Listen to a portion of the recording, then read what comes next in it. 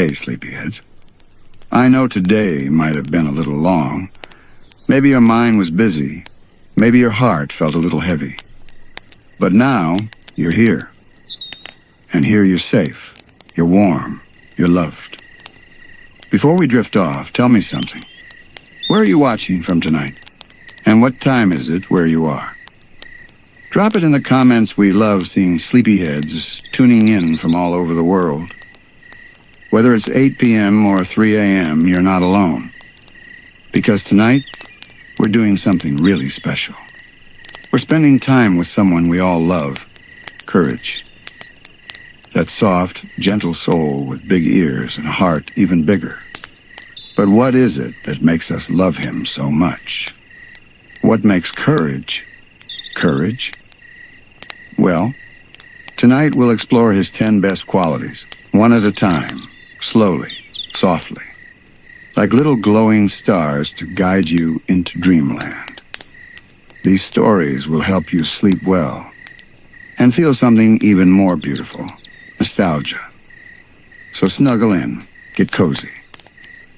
And don't forget to subscribe to SleepyToons, because there are many more dreamy stories to come, and so many more characters to fall in love with. All right, take a deep breath. Let go of the day, and let's begin. Tonight, we start with Courage's first gift, kindness. Kindness doesn't need to shout. It doesn't need to wear a cape or carry a shield. Kindness just is. It shows up, quietly, gently, like Courage does. Tonight we begin with one of his simplest, sweetest qualities. The one that lives in his paws, in his eyes, and in the way he walks just a little slower for someone smaller. Kindness. One evening, long ago, the sun was folding itself into the hills. Everything turned golden, then pink, then purple. The sky looked like it was tucking itself in. Back at the farmhouse, Marcy had lost something. Her little sleepy stuffed bear, Tofu. She always held Tofu when the night began to feel too quiet. Courage didn't say anything. He just looked at her gently, and he understood. Without a word, he padded off across the fields, his ears low, his steps careful. He looked under the tree stump. He checked behind the old rain barrel. He even peeked into the shed where sleepy bees were humming. And finally, in a basket of warm laundry drying on the porch, he saw it. One soft, small ear peeking out of a folded towel. Tofu. Courage smiled with his whole face. Not a big smile, just a soft one. Like when you find something that means a lot to someone else. He carried Tofu back like a treasure. Carefully, lovingly. When he gave it back to Marcy, she didn't say anything either. She just curled up beside him, pressed close, and held Tofu between them both. That night, Courage didn't go back to his own bed. He stayed right there, so Marcy could sleep and feel safe. That's his kindness. And Courage's kindness didn't stop there. He's always watching for little things. A door that needs to be closed so wind doesn't blow in. A cup of water placed quietly on someone's nightstand. A blanket pulled gently over sleepy toes. He doesn't do it for praise. He does it because it's just who he is. There was one rainy night. The roof was tapping. The world was quiet. And the power had gone out. Everyone else had fallen asleep. But Courage stayed awake, just to make sure the nightlight didn't flicker out. He lit a tiny lantern and sat with it, guarding the quiet like it was a treasure. That kind of kindness. The kind that expects nothing in return. The kind that feels like a soft hug you didn't know you needed. That's the kind Courage carries inside him. So as you breathe slowly now, and let your body relax, maybe you can think of a kind thing someone once did for you. Something small, but soft and real. And maybe you can hold that feeling, the way Marshy held tofu, gently, quietly, all night long. Courage is still there, by the window, watching the sky, holding space for kindness to bloom, even now, as you sleep. So close your eyes, let the music carry you, and remember, kindness is never loud, it's just there, like courage, always. Some mornings, courage wakes up before anyone else. He doesn't make a sound. He just watches the light slide across the floor, soft and slow, like a golden whisper waking up the world. Sometimes he leaves a little note beside someone's pillow, just a heart, or a doodle, or a smiley face made out of seeds. No one ever sees him do it. But they find them, and they smile. That's enough for courage. Because that's kindness, too. Doing something soft and small just to make someone else feel seen. There was a day when it rained for hours. The sky was all gray and folded in on itself, and the wind kept knocking on the windows like it had something to say. Muriel had been sad that morning. She didn't say much, but courage could feel it in the way she stirred her tea too long, in the way she looked out the window like she was searching for something. He didn't ask questions. He just padded into the kitchen, found her favorite old scarf, and wrapped it gently around her shoulders. She looked at him, really looked, and something in her eyes softened. No words, just warmth. Later that day, when the wind got louder, he made a little nest out of blankets by the fireplace. He tucked her in with a book she loved, one she hadn't read in a long time. And then he sat nearby, quiet as the falling rain. That's courage. He doesn't need to fix everything. He just makes sure no one has to feel alone while the sky is gray. Kindness can be as simple as silence. Not the cold kind, but the warm kind. The kind that holds space. The kind that lets someone cry if they need to. Or smile if that's what wants to come out instead. Courage is good at that, holding space. He once sat outside the chicken coop all night, just because one little chick couldn't sleep. It kept peeping and peeping, until Courage curled up outside the coop day and hummed a soft little tune, the one Muriel always hummed before bed. After a while, the peeping stopped, and the chick slept. So did courage. That's kindness. When no one knows you did it, when no one sees. But you do it anyway. Because you care. Because you feel. Because you're courage. Maybe someone's been kind to you lately. Or maybe you've been kind to someone else. Even in a tiny way. Holding the door a little longer. Letting someone go first. Smiling even when you're tired. Kindness doesn't have to be big. It just has to be true. Tonight, as you close your eyes, I hope you feel that quiet kind of kindness. Settle in beside you, like a blanket, like courage. Still, soft, and always close. Courage has a way of noticing things most others miss. A flower that's drooped too far from the sun. A doorknob that squeaks just before someone falls asleep. A toy left out in the rain, waiting to be brought back inside. He notices, and he helps. Not because someone told him to, but because his heart tells him something could feel a little better. And he listens. One afternoon, Eustace had fallen asleep in his chair, muttering and grumbling through a nap. The wind had picked up outside, rattling through the shutters and shaking the trees. The back door creaked open just a little. No one else heard. but Courage did. He trotted over and gently pressed it shut. He locked it not with fear, but to keep the wind from wandering in and waking anyone up. He didn't say anything. Didn't expect a thank you? That's not why he does it. That's kindness, too. The kind that lives in small moments. Quiet corners. There was a turtle once, an old one, slow and quiet, wandering near the edge of the farm. It had gotten turned around somehow and was walking toward the road. Courage saw it from the porch. He didn't run, he didn't shout.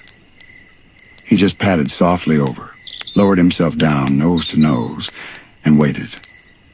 The turtle blinked slowly. Courage did too.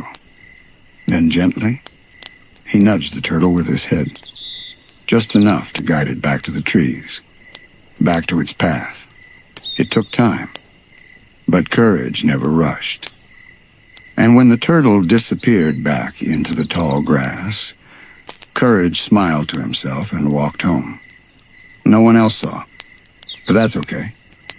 Kindness doesn't need applause. At night, Courage sometimes listens for things, not just sounds, but feelings. The little sighs someone makes in their sleep. The creak of a bed when someone rolls over. The hush of a lonely dream. And if he hears something, even the tiniest sound, he gets up. He might fluff a pillow, or fetch a cup of water, or just sit by the window until the hush returns. Not every hero needs armor. Sometimes all you need is care. Maybe tonight, someone like Courage is thinking about you. Maybe they're hoping you feel warm enough, safe enough, loved enough to sleep well. And maybe that's a kind of kindness too. The kind you can't always see, but that you can feel. Close your eyes. Breathe slowly. Let yourself feel how soft the world can be when someone is watching over it with a kind heart. Like Courage. Like you. There was once a cold evening, the kind that makes your breath show in the air. The kind where the sky turns silver before it turns black. Muriel had fallen asleep beside the fire, a book resting gently on her chest, her glasses tilted just slightly. Courage didn't want to wake her, but he noticed something. Her foot, just one, had slipped out from under the blanket, and the cold was creeping toward it, slow and sneaky. So Courage did what Courage always does. He tiptoed over, careful not to make a sound, pulled the edge of the blanket just enough, and tucked it under her foot like a secret. Then he sat nearby, just watching the shadows dance in the firelight. That's kindness too. Noticing what someone else needs before they even know they need it. Courage once planted a flower for a bee. It had been a long summer, and the flowers near the fence had started to fade. One day, Courage saw a tired little bee, buzzing low and slow, searching for something sweet. There was one last patch of clover, growing near the shed, small but still blooming. Courage knelt beside it, placed a little pebble fence around it so no one would step there, and whispered softly, "It's for you." The bee landed gently, and Courage waited until it had its fill and flew away. He left the pebble fence there for the rest of the week. That's what kindness looks like when no one's watching, when it's just you, a bee, and a bloom. Some nights, Courage writes notes. Not fancy ones. Just little slips of paper tucked into drawers or lunch boxes. Sometimes all they say is, "I'm proud of you," or "You did good today." He doesn't sign them. But everyone always knows who they're from. Because only one soul in the house is that quiet, that warm. That's Courage. And that's kindness. Tonight, maybe you can imagine Courage writing you one of those notes. Maybe it would say, "I know you tried." Or, it's okay to rest now. Maybe it's just a doodle of him holding a flower. And maybe that's all you need to let your body relax, to let your chest feel lighter, to let the day fall away like a coat you don't need anymore. You've done enough. You've been enough. Let kindness cover you tonight, like a soft blanket that never asks for anything in return. Like courage. There was a day when the wind just wouldn't stop. It howled through the cracks and rattled the windows, making the whole house feel like it was shivering. Everyone stayed inside. Even the birds tucked their heads beneath their wings. But not Courage. He noticed the old scarecrow leaning sideways in the garden. Its arm had come loose. Its hat had blown off. It wasn't alive, no. But that didn't matter. Courage knew the scarecrow had a job. It stood there through hot days and stormy nights, always guarding, always alone. So Courage wrapped a scarf around its neck, gently propped its arm back up with a stick, and placed the hat carefully back on its head. Then he stood there with it. For just a moment, as if to say, I see you. You're not forgotten. Kindness doesn't wait for applause. It just notices and shows up anyway. There was another time, a sleepy, silent night, when a little moth flew into the kitchen and couldn't find its way out. It kept fluttering into the light, bouncing softly against the ceiling. Courage didn't swat at it. He didn't chase it away. He turned off the kitchen lamp and opened the window just a crack and waited. The moonlight was enough. The moth felt the cool air and drifted back into the night. Courage closed the window, smiled to himself, and padded softly away. That's what kindness does. It guides things back to the light without needing to hold them there. Courage once gave away his favorite blanket. Not because he didn't love it anymore, but because someone else needed it more than he did. It was an old raccoon, curled up in a cold corner of the barn. Courage didn't ask questions. He just placed the blanket around him and sat nearby until the raccoon fell asleep. Then he tiptoed back to the house and used a towel instead. He didn't mind, because when your heart is soft, you don't measure what you lose. You notice what other gain. Kindness, like courage, is quiet, steady, and gentle. It doesn't make you smaller. It makes the world feel softer. And if you let it, it can live in you too. Maybe it already does. You don't need to change the whole world to be kind. You just need to see someone, really see them, and care. Courage does. And you can too. Kindness doesn't always show up in action. Sometimes it's a feeling, a stillness, a warmth in the room because someone is near. Courage carries that warmth with him, like a gentle glow that follows him wherever he goes. There was a morning when Marcy had a bad dream. She woke up early, ears drooped, eyes cloudy, and her whole body felt heavy with leftover fear. She didn't speak. She just sat on the porch wrapped in her blanket, watching the dew melt off the grass. Courage didn't ask her what the dream was. He didn't need to. He just sat next to her, close enough to share warmth, far enough to let her breathe. Then slowly he started humming, a soft little tune, one Muriel used to hum when Courage was younger and scared. It wasn't loud. It didn't try to chase the fear away. It just stayed there, a steady rhythm, a reminder. You are safe. You are not alone. Later, Marcy fell asleep again, this time leaning gently on his shoulder. Courage didn't move. He just sat there until the sun climbed higher, and the last shadows of the dream were gone. That's what kindness looks like when it doesn't try to fix, but simply stays. Sometimes at night, courage looks up at the stars and wonders if they're watching too. If maybe kindness lives in the sky too, in the light that travels so far, just to make someone feel a little less alone. Maybe courage sees himself in that. A tiny light shining quietly, doing what it can. So now, as your eyes grow heavy and the hush of sleep settles in, maybe you can feel courage's kindness curling up beside you like a soft thought that says, "You did your best. You are loved. You can rest now." Courage doesn't say much.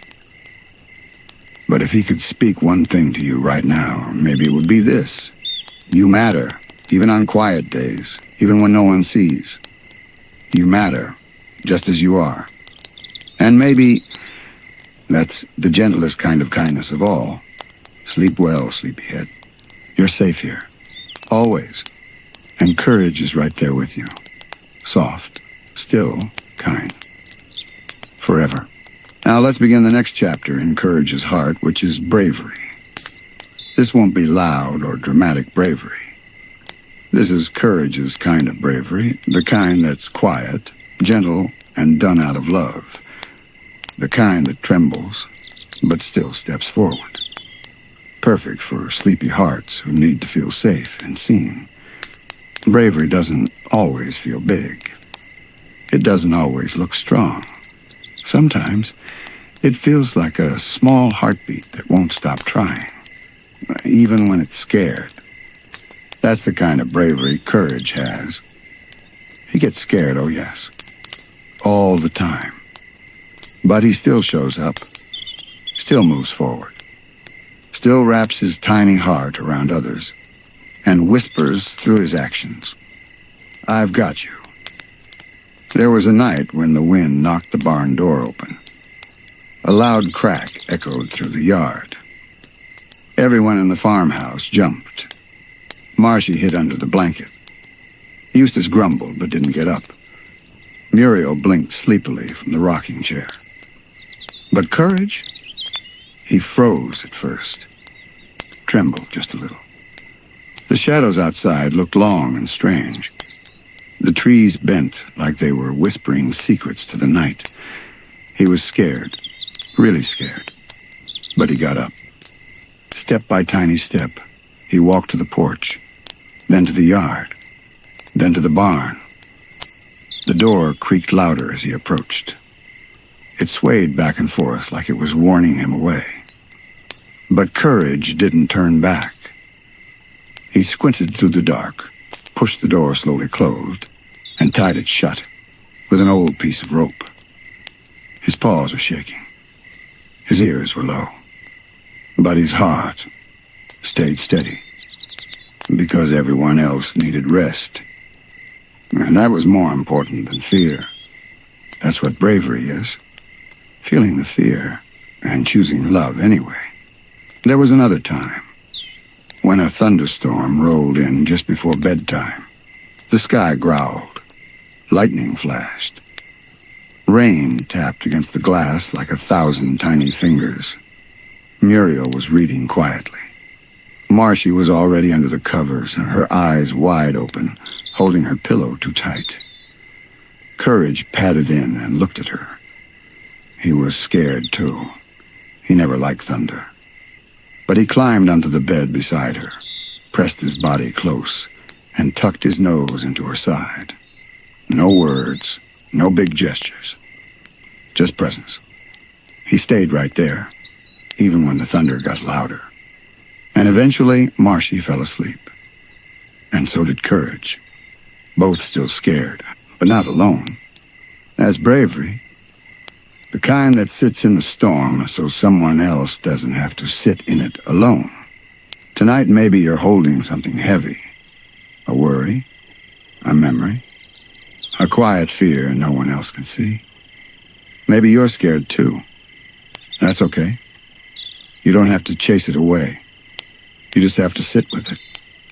Like courage. You're braver than you think. And even on your smallest days, your heart is still big enough to care. Bravery doesn't always march. Sometimes it tiptoes. Sometimes it whispers to itself, it's okay. Just one more step. And sometimes it cries a little first. Courage knows that kind of bravery well. There was a foggy morning once. The fields outside were hidden in soft gray. You couldn't see the tree line. Even the windmill looked like a shadow. Muriel had asked Courage to bring in the laundry before the dew made it too wet. He nodded. But as he stepped outside, the fog wrapped around him like a blanket of not knowing. Every shape looked unfamiliar. The world felt far away. He wanted to turn back. He almost did. But then he thought of Muriel's voice, warm, gentle, trusting him. And he kept going. He followed the rope line with his paw. Each clothespin click felt like a heartbeat. One shirt, 2 socks, a towel. He moved slow, but he didn't stop. By the time he turned to walk back, his basket was full, and so was his courage. Even if no one saw, even if no one clapped. That moment was his, and that's bravery too. Another day, a strange sound came from the attic. A soft thump. Then another. Then silence. Marcy was scared. Even Eustace looked up from his newspaper. Courage climbed the ladder alone. The attic was dusty and quiet, filled with forgotten boxes and old blankets. The air felt tight, like it was holding its breath. Courage's paws made tiny sounds on the wooden floor as he stepped forward, ears twitching. He followed the sound to a corner behind an old rocking chair. And there, huddled and shivering, was a little squirrel. Trapped. Frightened. Eyes wide. Courage didn't scold. Didn't panic. He simply sat. Let the squirrel calm down. Then he opened the window and watched it disappear into the trees. Courage didn't brag when he came back down. He just smiled to himself, and kept the window cracked, just in case the squirrel ever came back. That's bravery. The kind that listens. The kind that doesn't force, but frees. Maybe tonight you can think of a time you were brave, even just a little. Waking up when you didn't want to. Speaking gently when you were hurting. Trying again even when it was hard. That counts. That's real. That's you, being courage too. There are kinds of bravery no one sees. The kind that happens inside, where there are no battles, no loud noises, just a trembling heart, trying again. Courage lives in that space more than anyone. There was a night the farmhouse lost power. The lights blinked, then vanished. Everything went quiet. Too quiet. Muriel lit a candle. Marcy crawled under a blanket. And Courage looked at the hallway. It was long and dark, and the wind outside was tapping on the windows like it was knocking to come in. Muriel asked gently, "Could you grab the matches from the back room?" Courage nodded, but his tail tucked low. That hallway had always scared him at night. The pictures on the walls looked different in the dark. The shadows stretched in ways they didn't during the day. But he went. Not quickly, not proudly, but bravely. Each step was small. One paw, then another. When he reached the back room, he found the matchbox exactly where it always was. He turned and walked back, just as slowly, the box held close to his chest.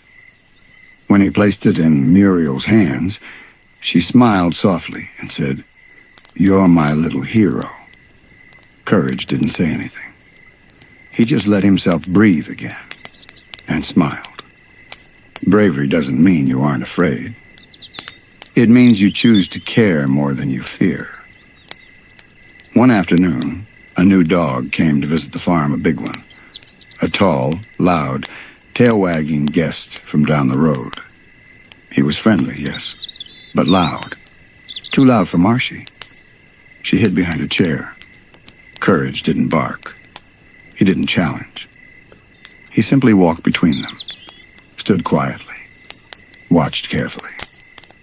And when the big dog got too close, Courage gently nudged him back.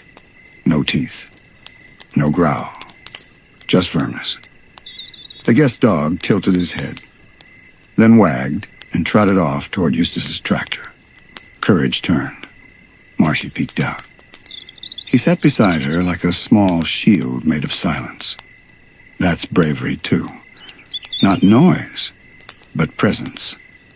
Sometimes being brave means standing beside someone else's fear and saying, I'm not going anywhere.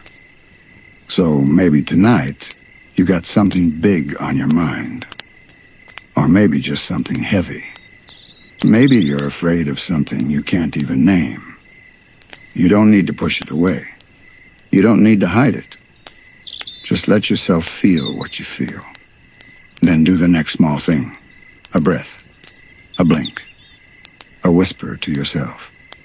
I am still here. That's what courage does. And you can too. Courage doesn't roar. He doesn't charge. He doesn't wear armor. His bravery shows up in hushed moments, when the world needs someone to step forward quietly, with love. There was a time the farmhouse cat, the old one, quiet and proud, got stuck on the roof. No one saw her climb up, but everyone heard the cry she let out. When she realized she couldn't find her way down, Muriel stood on the porch and called softly. Eustace mumbled something about ladders. Marcy pointed and asked, Is she okay? Courage looked up. And though he felt nervous rooftops were high, he knew what he had to do. He climbed the side fence, then the barrel, then stepped carefully onto the wooden shingles. One step, then another. He looked down once, but only once. His paws shook a little, but the cat needed him. So he reached her. He didn't grab her or rush her. He sat beside her first. Let her breathe, let her feel safe. Then inch by inch, he let her back down the way he came.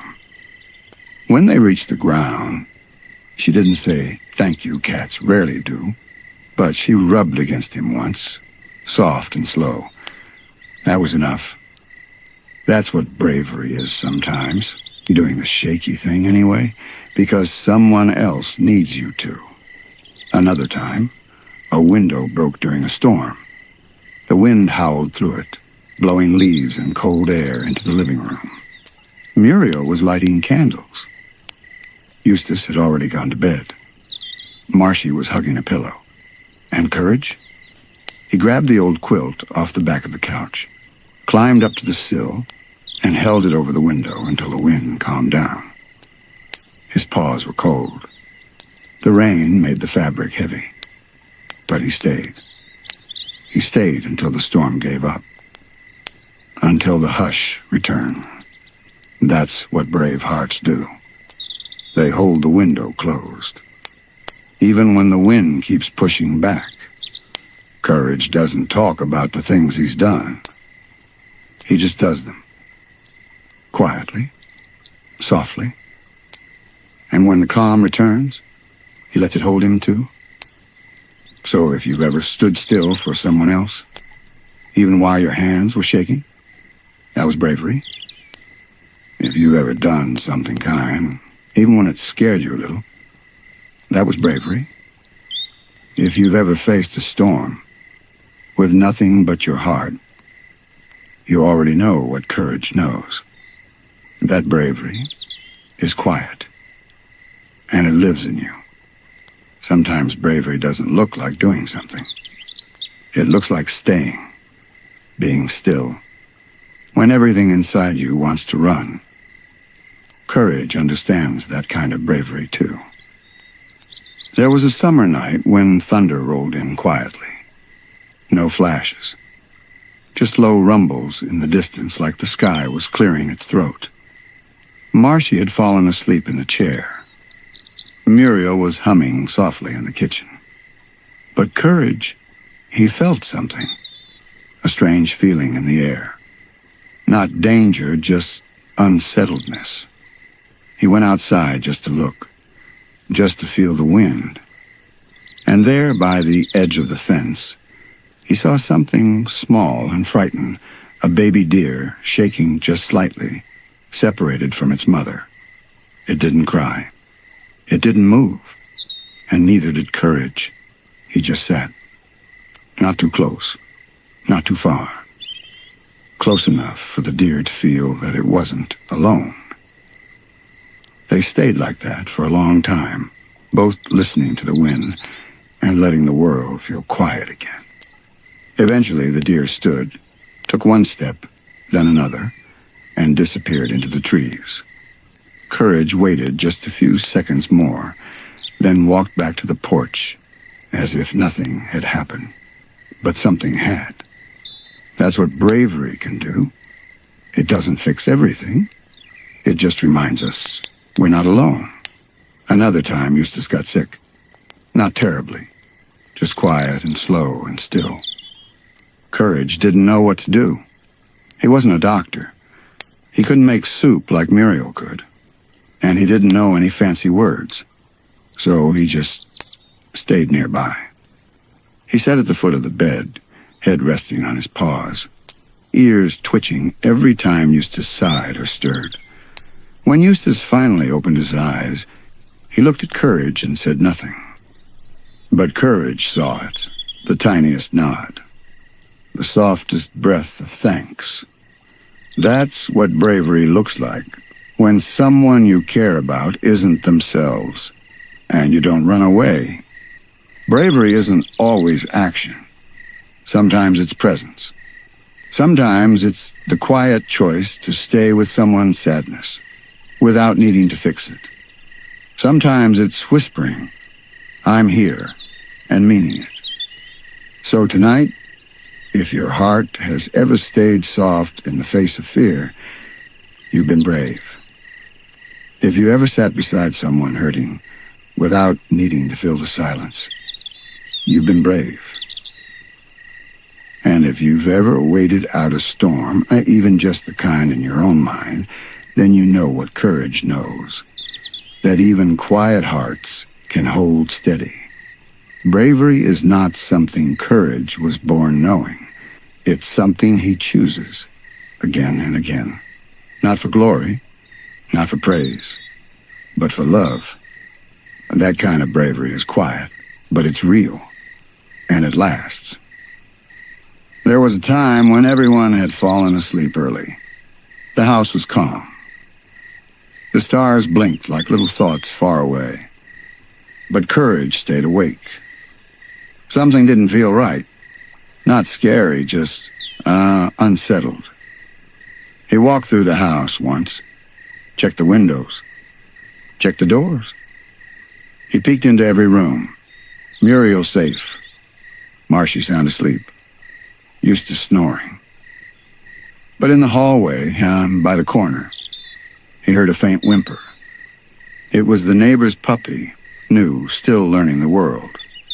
Somehow it had wandered over and curled up on the porch and too afraid to bark, too tired to walk home. Courage opened the door. He sat beside the pup, let him lean against his shoulder. Then, without a word, he walked the puppy back across the yard, through the sleepy grass, and past the old fence. No one saw. No one knew. But Courage didn't need anyone to. That moment was for the puppy, and that was enough. That's how Courage's bravery works.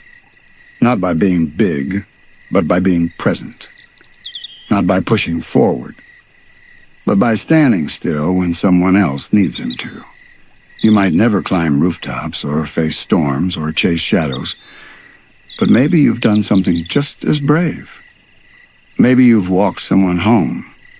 Maybe you've stayed awake with someone's sadness. Maybe you've listened when it would have been easier to talk. Maybe your bravery looks just like courage's. Quiet, trembling sometimes, but true. Tonight, as you lie there, soft, still, and slowly drifting, remember, your bravery doesn't have to look loud. It doesn't have to roar. It just has to show up. Even if your voice shakes, even if your hands are small, even if your eyes are full of tears, if your heart is steady, even a little bit, then you are brave. Just like courage. Sleep now, little one. Your heart is safe. Your dreams are warm. And courage is right here beside you. Still, soft, brave. Let's explore courage's beautiful, quiet loyalty. This isn't just about staying. It's about staying true even when it's hard, even when it hurts, even when no one notices. This is courage's loyalty, gentle, unwavering, and made for nighttime hearts who need to feel held. Loyalty doesn't always wear a ribbon. It doesn't announce itself. It's quiet and steady, like a candle that doesn't flicker, even when the wind tries to blow it out. That's how courage loves. Not loudly, but with his whole heart. There was a time Muriel had to leave for a few days.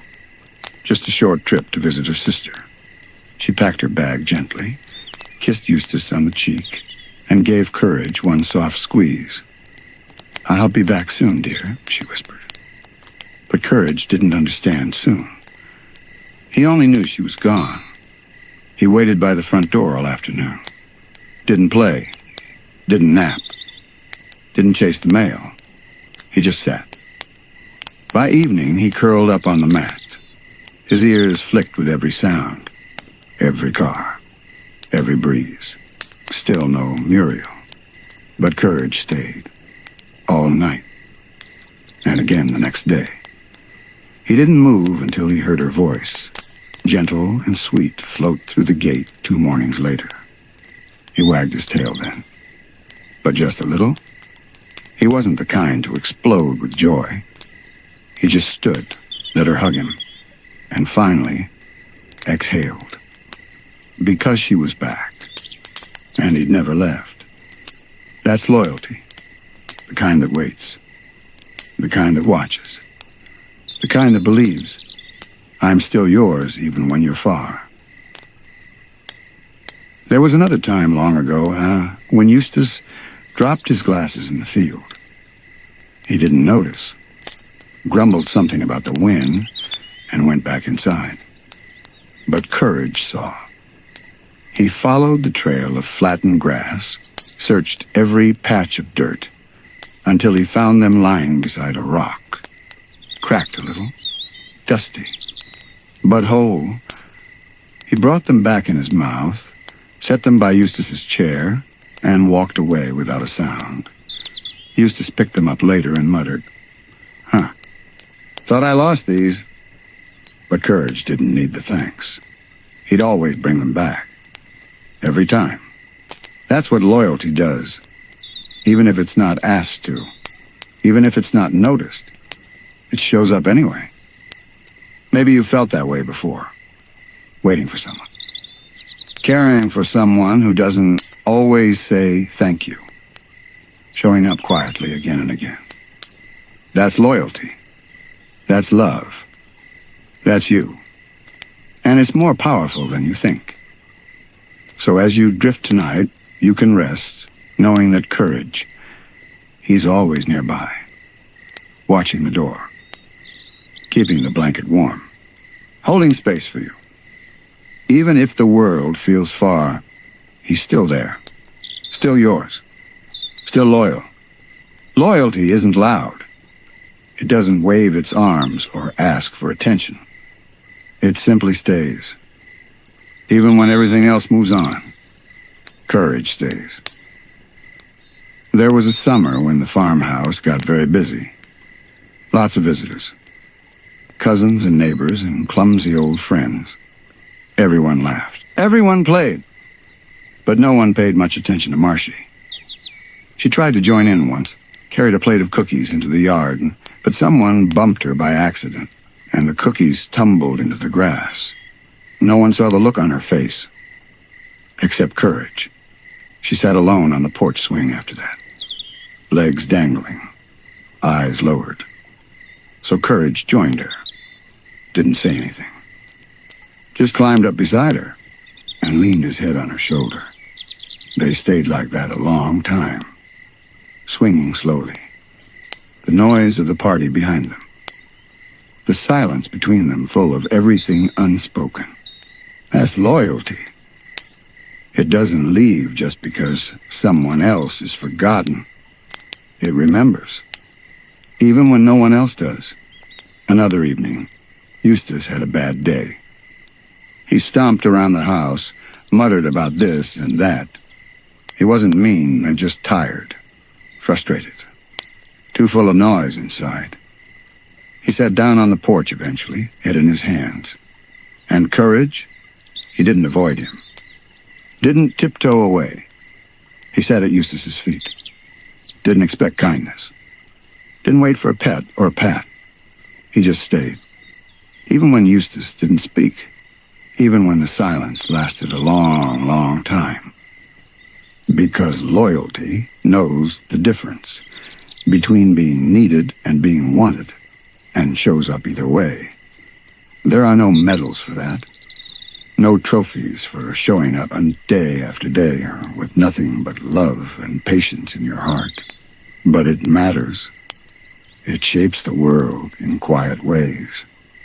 Maybe you've been that kind of loyal. Maybe you've been there for someone, even when they didn't ask. Even when they didn't say thank you. That's a rare kind of love. And it lives in you. You may not think it's special, but Courage would. He'd see you curled up in that kind of loyalty, and he'd know you're one of the good ones. So tonight, as your breath softens, as the hush settles in around your room, maybe you can feel that loyalty gently wrapping itself around your dreams. A promise without words. A presence without pride. A love that just stays. Like Courage. Always. Some hearts leave. Some hearts forget. But Courage stays. Because his love doesn't fade with time. It deepens. There was an old chair in the farmhouse. It had a patch on the armrest and a spring that squeaked. But it was Muriel's favorite. She used to sit there every morning, with a shawl over her shoulders and a cup of warm tea.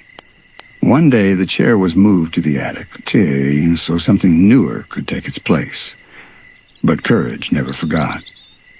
Every few days, he'd climb up those creaky attic stairs and just sit by the old chair. He didn't do anything. Didn't try to move it back. Didn't cry or bark. He just sat, quietly, like a friend who still remembered. Because loyalty remembers, even when the world forgets. Another day, Courage found an old toy in the garden. One Marcia used to play with a stuffed rabbit with a torn ear. She'd outgrown it, of course. Hadn't thought of it in ages. But Courage brought it in anyway.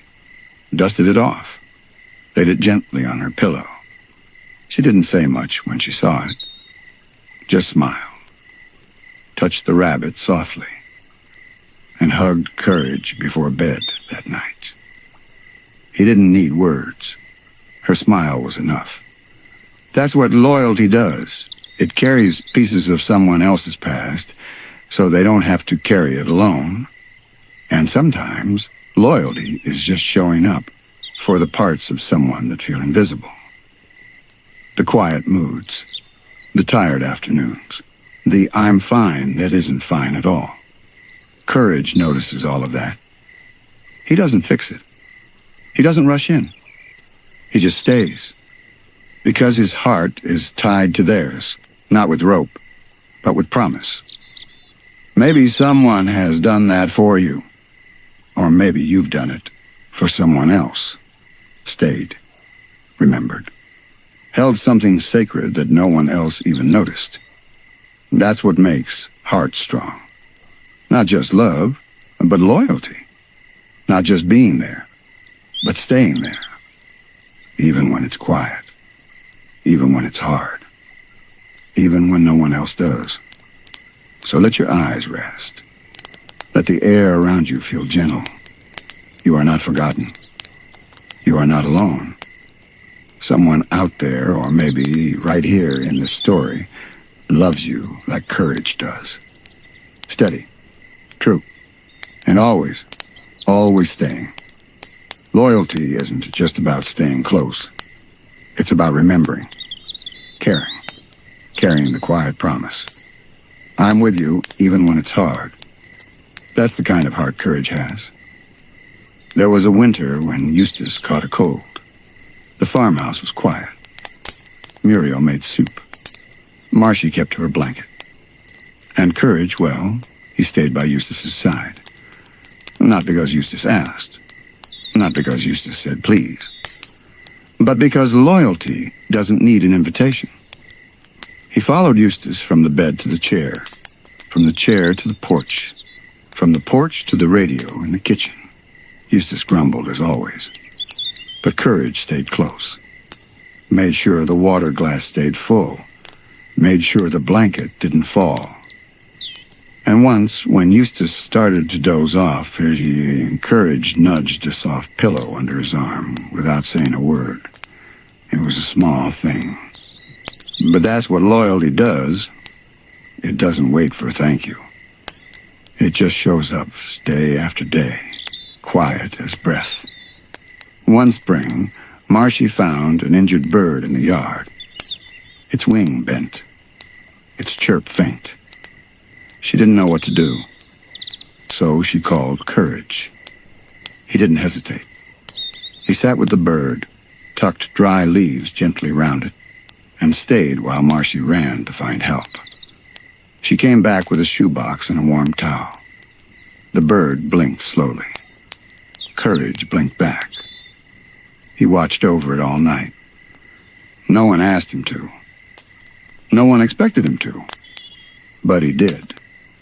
Because when Courage gives his heart to something, he keeps it there. No matter how small.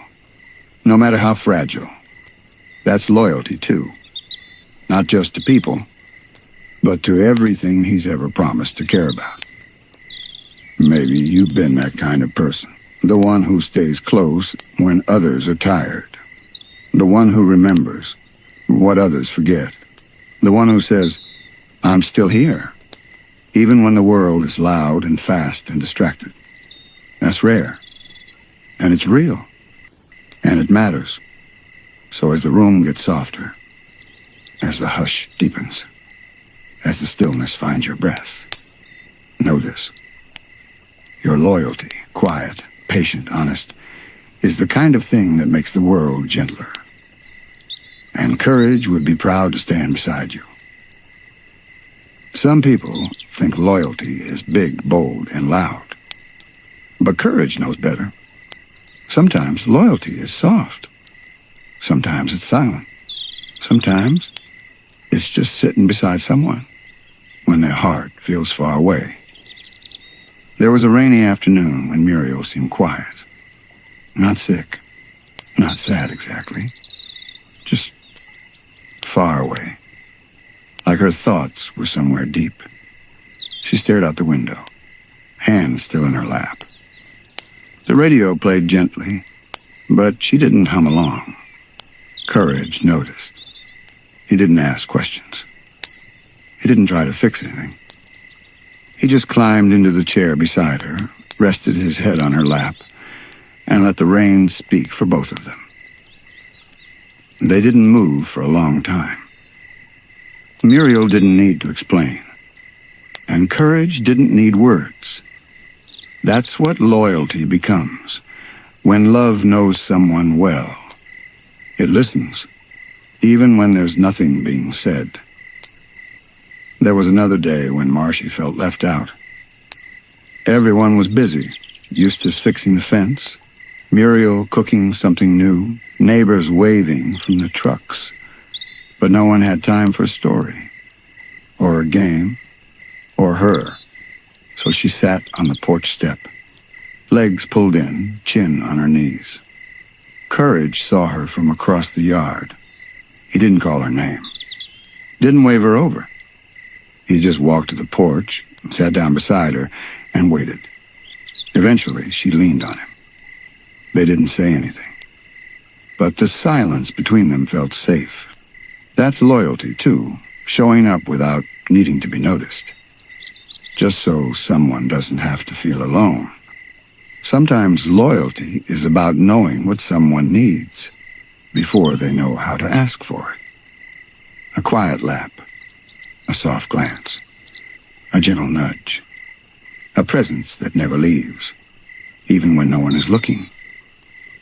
Maybe you've done that for someone.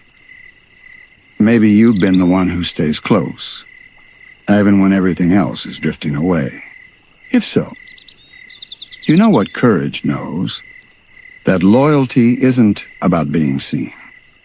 It's about seeing and choosing to stay anyway. So now, as your body relaxes and your thoughts start to slow, let courage's loyalty cover you like a blanket. No rush, no pressure. Just quiet love that promises, I'm here, still, always.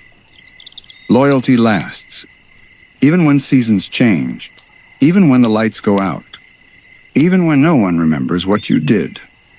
Courage remembers, and he keeps loving just the same. There was an autumn when the leaves fell faster than usual. The wind was restless, and everything felt like it was rushing toward winter. The farmhouse was getting colder. Blankets came out. Warm soups returned. But Muriel's garden, the one she'd tended all summer, was quiet now. The flowers had bowed their heads. The vegetables had been picked. The colors were fading. Still, courage visited it every day. He'd walk the little path, step around the wilted plants, and sit on the stone where Muriel used to kneel. He didn't need the flowers to bloom. He remembered how they looked. He remembered how she looked, gentle hands in the dirt, soft humming in the breeze. And so he stayed, not for what it was now, but for what it had meant. That's loyalty, too. Staying rooted. Not because things are perfect, but because they were loved. One winter night, Marcy had trouble falling asleep. Her mind was too full. She kept tossing, turning, staring at the ceiling like it held answers. She didn't call out, didn't cry, but courage knew. He padded softly into her room, dragged his blanket behind him, and curled up beside her bed. No words, no questions, just breath and warmth and presence. Marcy reached down, touched his ear, and whispered, "Thank you." He didn't move, didn't even lift his head. He just stayed. That's what he always does. That's what you do, too, in your own way, with your own heart. Maybe not always perfectly, but truly, because real loyalty doesn't come from effort. It comes from care, a quiet promise. I won't give up on you. Not today, not tomorrow, not ever. So let your body rest now. Let your thoughts go quiet. There is nothing left to do tonight. You've shown up. You've loved well. You've stayed true. And now you can sleep.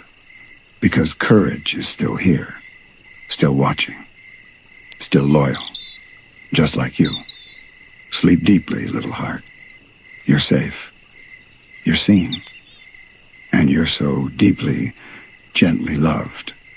Always. Let's begin the next soul-soothing chapter of Courage's heart. Patience. This one is tender, slow, still as a pond at sunset. Because Courage's patience isn't about waiting for time to pass. It's about staying kind and soft. Patience isn't always peaceful. Sometimes it feels like holding a soft hope for longer than you thought you could. Courage knows that feeling. And he never rushes, never pushes. He simply waits, with his heart open. There was a morning when Marcy tried to build a paper kite. It was her own idea. She was proud. She folded. She cut. She colored the wings with stars and moons. Courage sat beside her the whole time, watched every crease, listened to every idea. When the kite was done, they took it out to the field together. The wind was perfect, the sky wide and blue. But the kite wouldn't fly. It bent. It twisted. It fell. Marcy's smile faded. But Courage didn't say, "It's okay," or "Try again." He just picked up the kite, gently smoothed out a wing, and handed it back to her. And again she tried. It took 8 tries, maybe 9. But on the 10th, the kite lifted into the sky. Marcy laughed. Courage wagged his tail. He didn't need credit. He didn't need to lead. He just stayed, patient but loving, believing in her more than the moment believed in itself. That's what patience can be. Trusting in someone's journey without needing to rush their steps. Another day, Muriel was baking. She was teaching Marcy how to make her favorite apple pie. Marcy wanted to hurry, wanted to add the apples fast, roll the dough in one go, and see it all finished. But Muriel moved slowly. She spoke gently. And Courage, he just sat by the counter, watching. Every time Marcy got frustrated, Courage gave a little nudge, a soft look, a calm breath. Not to stop her feeling, but to stay with them. As patience, too. Not fixing the rush, but being a still place inside of it. And Courage has always been that. A still place. A quiet rhythm in a world that forgets how to breathe. He never hurries love. Never hurries growth. Never hurries healing. He just stays. Gentle, open, kind. So maybe tonight you're waiting on something, a change, a feeling, a quiet that hasn't come yet. Let Courage sit beside you. Let his presence remind you. You don't have to rush to be okay. You don't have to hurry to be whole. You're allowed to move slow. You're allowed to take your time. You're allowed to be patient with yourself. Patience doesn't mean never feeling frustrated. It means being gentle anyway. Even when things don't go right. Even when someone else needs a little longer to get there. Courage lives in that kind of softness. There was a day when Eustace tried to fix the radio. It kept crackling, fuzzy static instead of music. He grumbled, tapped the side, pulled a wire, and muttered under his breath. Courage watched from the rug. Ears tilted, tail still. He could have left. Could have wandered to the kitchen or taken a nap. But he stayed. Not because the radio needed him, but because Eustace did. And sometimes being patient means sitting beside someone as they work through their own storm. The static got worse. Eustace grew louder. But Courage didn't flinch. He didn't bark or run away. He waited, quiet, present. Eventually, Eustace sat back and sighed. The radio was still broken. Courage walked up to him, nudged his foot with his nose, and sat again. And for once, Eustace didn't grumble. He just said, "Thanks." That was enough. Patience isn't always fixing. Sometimes it's simply witnessing, staying beside someone as they try and fail and try again. There was another moment, simple but real. Marcy was learning to tie her shoes. It seemed like nothing, but to her, it was everything. She tried and tried. Loop, twist, pull, but the knot kept slipping. She huffed, nearly threw her shoe. Courage gently picked it up in his teeth, placed it back in her lap, and waited. Not a word, not a bark, just that loyal, patient gaze, saying, "You can do this. I'm right here." Eventually she did. And when she finished, she hugged him so tight, it made his ears flop. That's patience. Not solving the puzzle, but holding space while someone else solves it. Maybe you've been that kind of patient before. With a child. With a friend. With yourself.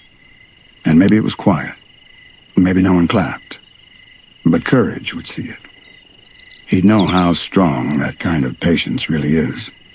So as your body begins to soften, and your eyes get heavier, let yourself rest in that truth. That it's okay to move slowly. It's okay to try again. And it's okay to wait, with love in your heart and courage by your side. Patience isn't always easy.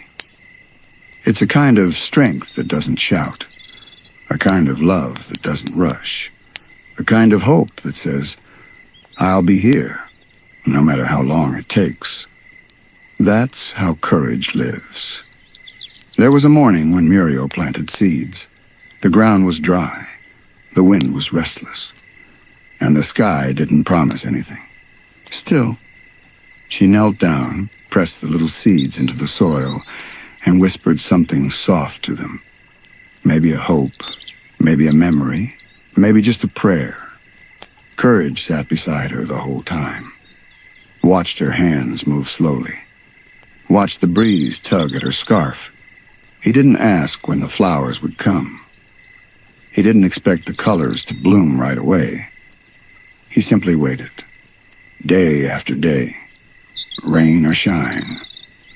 Just sat near the garden, believing in what hadn't appeared yet. That's patience, believing in things you can't see yet, and still showing up with love. One evening, Marcy was writing something. A letter, maybe. A story. She had her little notebook open, pencil in her hand. But the words wouldn't come. She stared, fidgeted, erased the same line again and again. Her eyes looked tired. Her fingers tapped the page. Courage climbed onto the chair beside her. Didn't say a thing.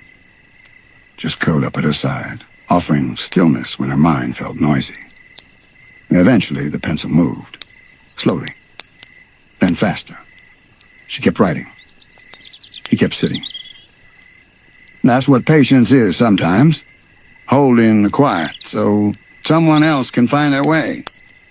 You don't always have to do something loud or impressive.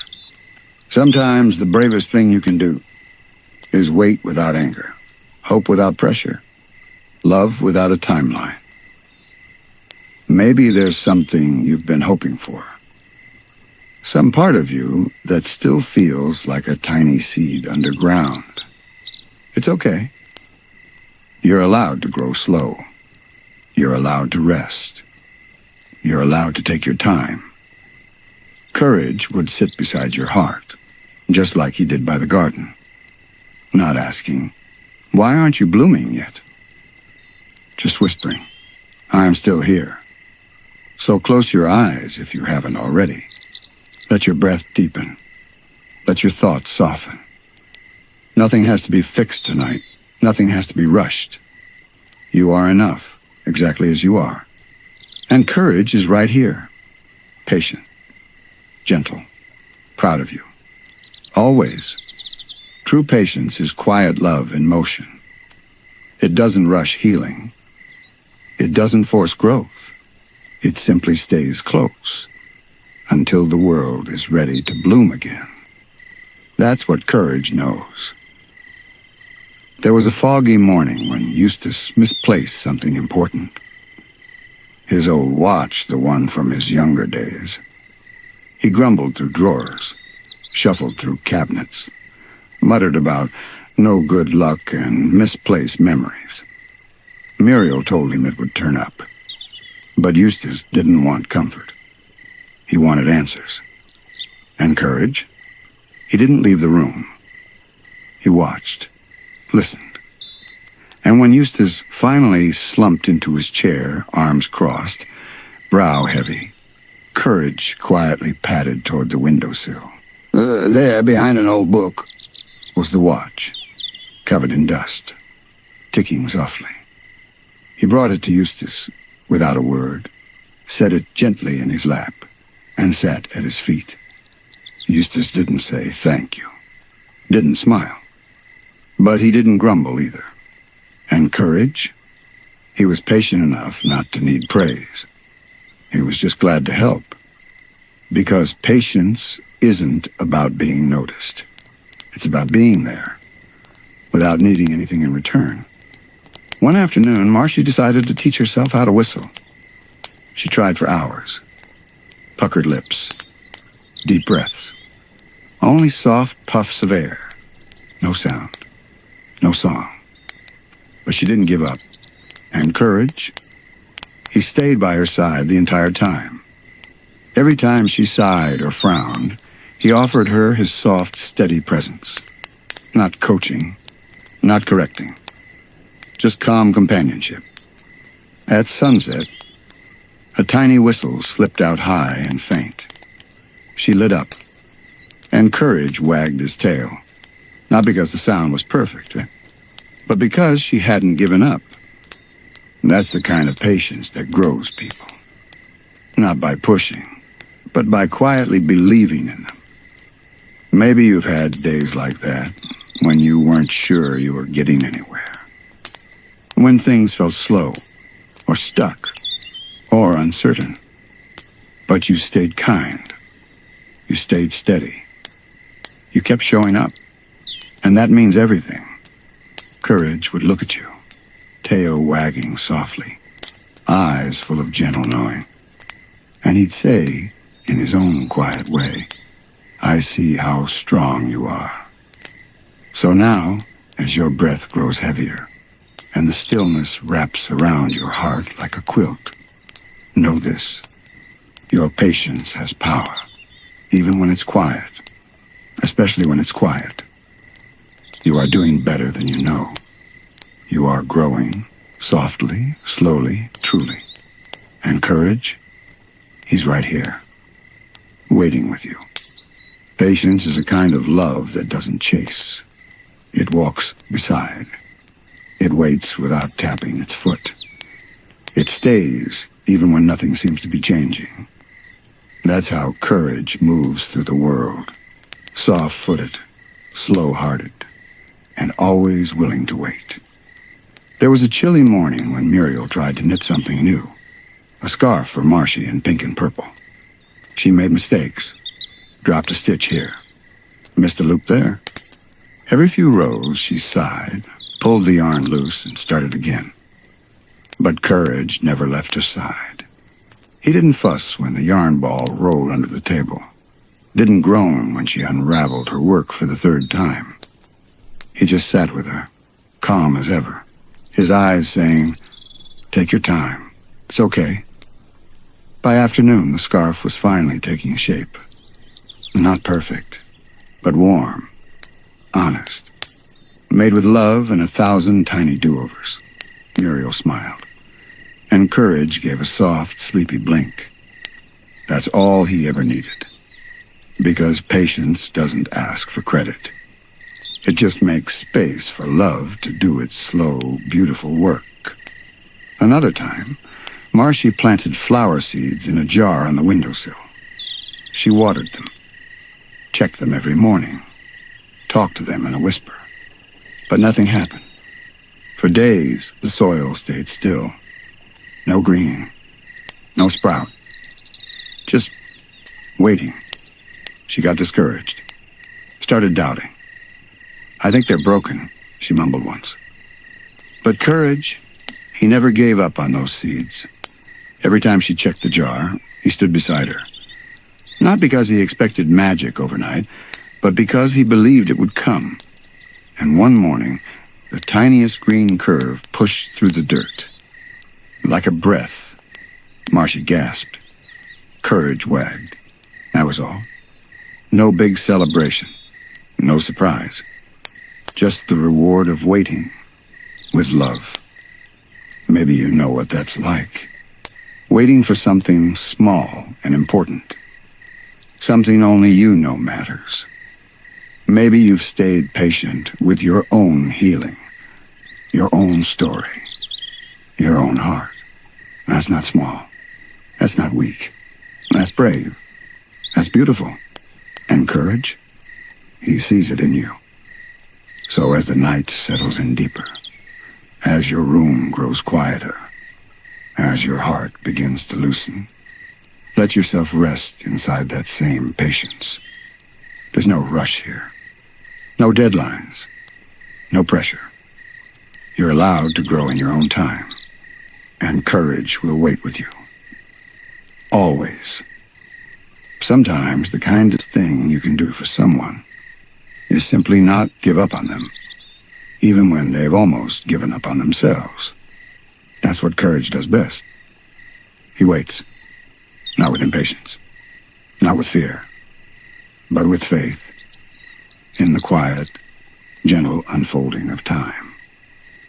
There was a day when Eustace had a hard morning. He broke a dish, spilled his tea, and muttered all kinds of things about the world being against him. He didn't want help, didn't want comfort, and didn't even want to be seen. So he sat on the back porch alone, arms crossed, hat pulled low. But courage didn't leave. He didn't try to cheer him up. Didn't wag his tail too fast. Didn't fix anything. He just lay down at Eustace's feet and waited. Waited through the silence. Waited through the huffs and sighs. Waited until the wind changed and the clouds drifted and Eustace, without a word, rested one hand softly on Courage's head. That was it. And it was everything. Because sometimes patience is sitting through someone's storm without needing sunshine right away. There was another moment, even quieter. Muriel had a dream that made her sad. She didn't speak about it. Just woke up slowly, eyes distant, movements soft. She moved through the day quietly, almost like she was somewhere else. Courage didn't ask. He just followed her, room to room, laying nearby as she folded clothes, stood by the window, boiled water for tea she didn't drink. And when she sat down in her old chair, he climbed into her lap. Small, warm, still. She didn't cry, didn't talk. She just held him, and he let her.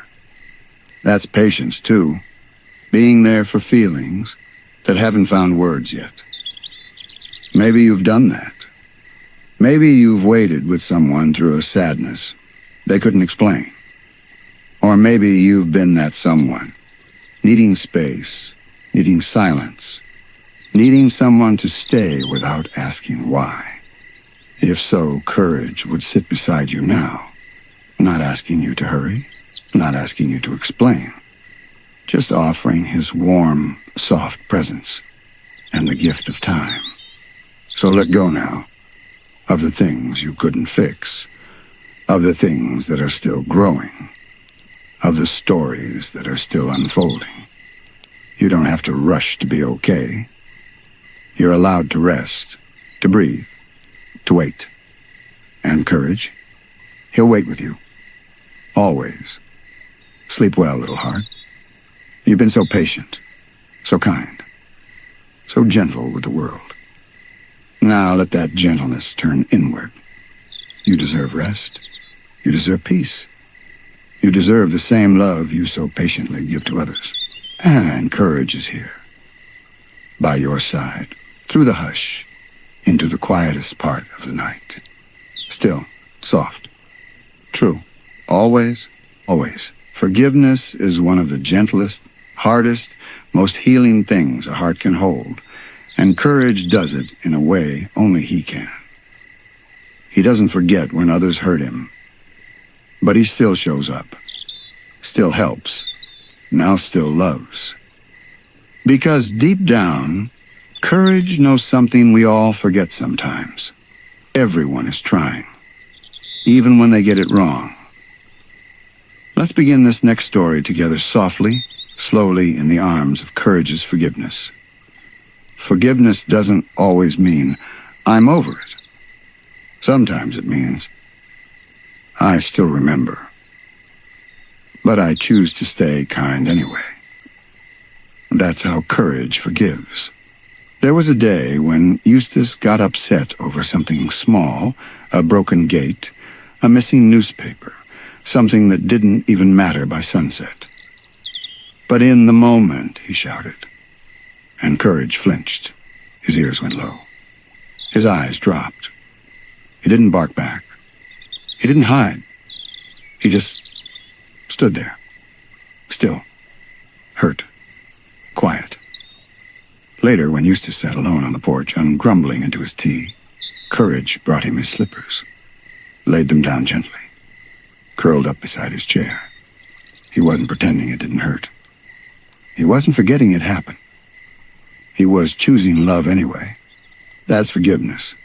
Not because someone deserves it, but because your heart is soft enough to stay open anyway. Another time, Marshy blamed courage for something he didn't do. The cookies were gone. The crumbs were everywhere. And courage happened to be sitting nearby. Marshy pointed, accused, frowned. Courage looked confused and a little sad. But he didn't growl, didn't turn away. He simply walked to her, sat down at her feet, and waited. A few minutes later, Muriel found the truth. Eustace had eaten them and left the mess behind. Marshy looked embarrassed. I'm sorry, Courage, she whispered. He licked her hand once. That was it. That's how he forgives. Not with speeches. Not with conditions. Just with presence. Just with love that stays. Forgiveness doesn't always fix things. It doesn't erase the pain. It just makes space for something softer to grow again. Maybe you've been hurt, misunderstood, yelled at when all you wanted to do was help. It's okay to feel that pain. It's okay to remember it. But you can still choose to keep your heart open. Not for them, but for you. So the weight doesn't live in your chest forever. So you can rest. So you can breathe. Let courage's forgiveness wrap around you now. Not as a demand, but as an invitation. To let go of what's heavy. To keep what's gentle. To love like it's safe again. Because it is. You're safe here. Always. Forgiveness isn't forgetting. It's remembering. And still choosing to be gentle. Courage knows that better than anyone. There was a time when Eustace slammed the front door too hard. It startled everyone, even Muriel. Marshy hid under a blanket. And Courage, he trembled a little. He didn't run, didn't bark. He just stood still, ears tucked back, heart open, even when it was aching. Later that evening, when the house had calmed, Courage found Eustace alone in the hallway, fumbling with his coat. Without a word, Courage walked up beside him and leaned his body gently against Eustace's leg. Just a little touch, a little warmth. And for once, Eustace didn't push him away. That's what forgiveness does. It opens a soft door, even when someone slammed it before. Another afternoon, Marshy was practicing with scissors. cutting paper shapes, stars, hearts, flowers. Courage sat nearby, watching her proudly. But then, one snip went too far. She'd accidentally cut a piece of his tail fur. Her face dropped. She looked up in horror. "I'm sorry. I didn't mean to." Courage blinked slowly, took one quiet step closer, and licked her knee. He didn't scold, didn't sulk. He forgave her instantly, because he knew she didn't mean to hurt him. Forgiveness is often just that, recognizing someone's intention and loving them through their mistakes. Courage doesn't keep score, doesn't count wrongs, doesn't carry a list of what everyone's done to him. He chooses peace, even when he's been bruised. He chooses closeness, even when others pull away. That's the kind of heart you can rest next to. Maybe someone's hurt you too, said something sharp, left you out, acted like you didn't matter. It's okay to feel that. But maybe tonight, you can lay it down for a while. Just let it float away like a leaf on water. Not because they were right, not because it didn't matter, but because your peace matters more. Courage would understand. He'd curl up beside your heart and say softly, without words, "You don't have to hold that pain forever. So close your eyes a little more now. Let your breath go deeper. Let the past be the past, just for tonight. You are allowed to feel light again. You are allowed to forgive, and you are allowed to rest. Courage is still here, still loving, still forgiving, and so perhaps can you. Forgiveness doesn't mean pretending nothing happened. It means letting go, so you can hold love instead. That's what courage chooses again and again, even when it hurts, even when no one apologizes. There was a morning when the farmhouse was messy, papers everywhere, muddy footprints on the floor, and one of Courage's favorite things, his soft blue pillow, was missing. He searched the rooms quietly, tail a little low, eyes gentle but worried. He found it behind the porch, soaked in mud. Used to prop open the fence gate. Forgotten. It was marshy. She'd meant to grab something quickly and forgot to bring it back. When she saw Courage holding the soggy pillow in his teeth, her face dropped. "I didn't mean to ruin it." Her voice cracked. He didn't bark. Didn't turn away. He set the pillow down and licked her hand once, then twice. That's it. Because forgiveness doesn't need a perfect apology. Sometimes it just needs a soft heart and a little grace. There was another evening when Muriel was tired. She'd been cooking and cleaning all day, and when Courage tried to help by tugging a cloth toward her, she snapped just a little. "Oh, Courage, not now." It wasn't cruel, just overwhelmed. But it made his ears sink. He backed away slowly, sat by the window. The sky turned orange. The kitchen went quiet. And after a little while, Muriel came to him. "I'm sorry, my sweet. I didn't mean that." Courage didn't hesitate. He nestled his head into her lap, let out a soft breath. That's what forgiveness does.